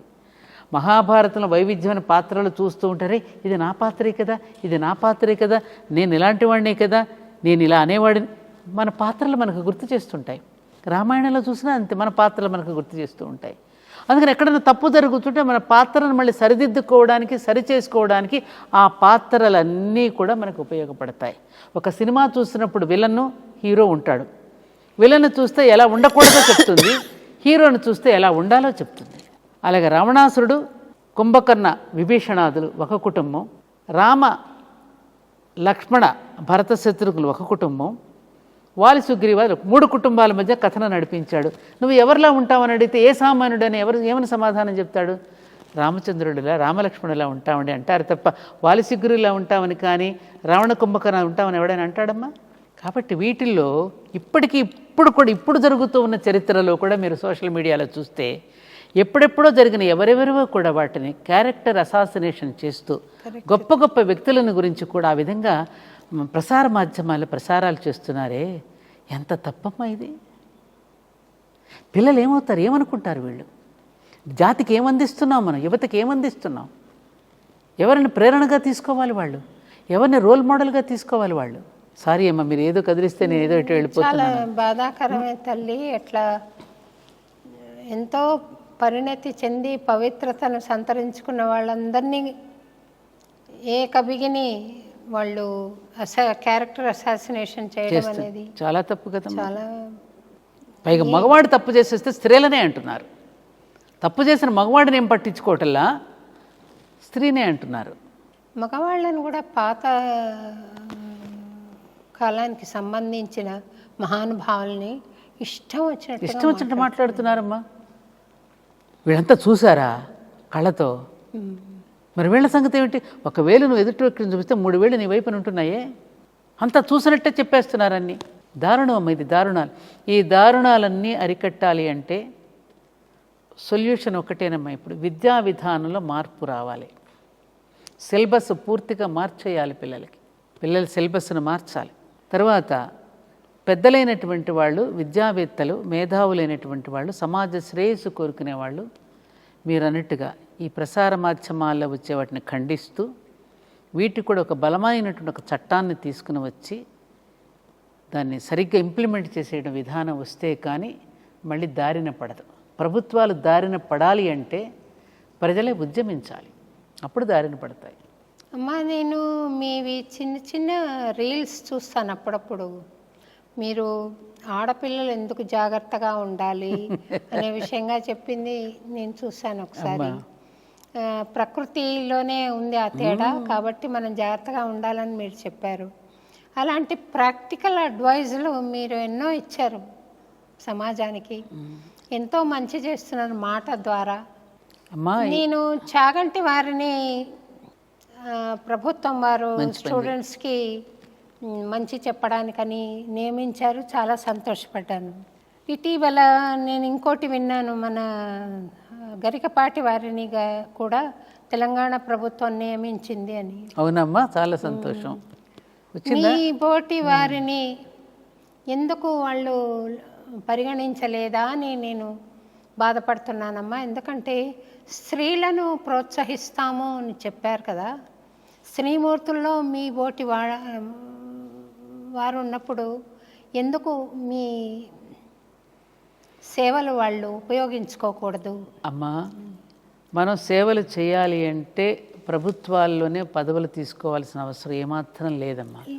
బయట ఉండి కూడా మనం చేయవచ్చు. మీకు అధికారం లేదు, నాకు అధికారం లేదు, చేయగలిగింది చేస్తున్నాను తల్లి. అదే ఇప్పుడు చూడండి, అన్నమాచార్య కీర్తనలు ఉన్నాయి. నేను పిల్లలందరికీ నేర్పాను, రకరకాల కీర్తనలు నేర్పాను. వాళ్ళందరినీ పాడించాలని ఉంటుంది. ఒక ఇండివిజువల్గా నేను ఇక్కడ పాడించగలుగుతాను, ఒక పరిమిత పరిధిలో పాడించగలుగుతాను. తిరుపతి స్థానంలో పాడించాలంటే నాకు అక్కడ అవకాశం కావాలి. అలాగే మీరు 10 మందికి చెప్పడానికి ఒక అధికారం ఉన్నప్పుడు వచ్చే విస్తృత పరిధి లేనప్పుడు కొంచెం పరిమితం అవుతుంది అని నేను అనుకుంటున్నాను తల్లి. ఎందుకంటే విస్తృత పరిధిలోకి వెళ్ళిన వాళ్ళు చేసే విషయాలు కొన్ని ఉంటాయి. అందరూ మంచి చేయరు, అందరూ చెడ్డ చేయరు.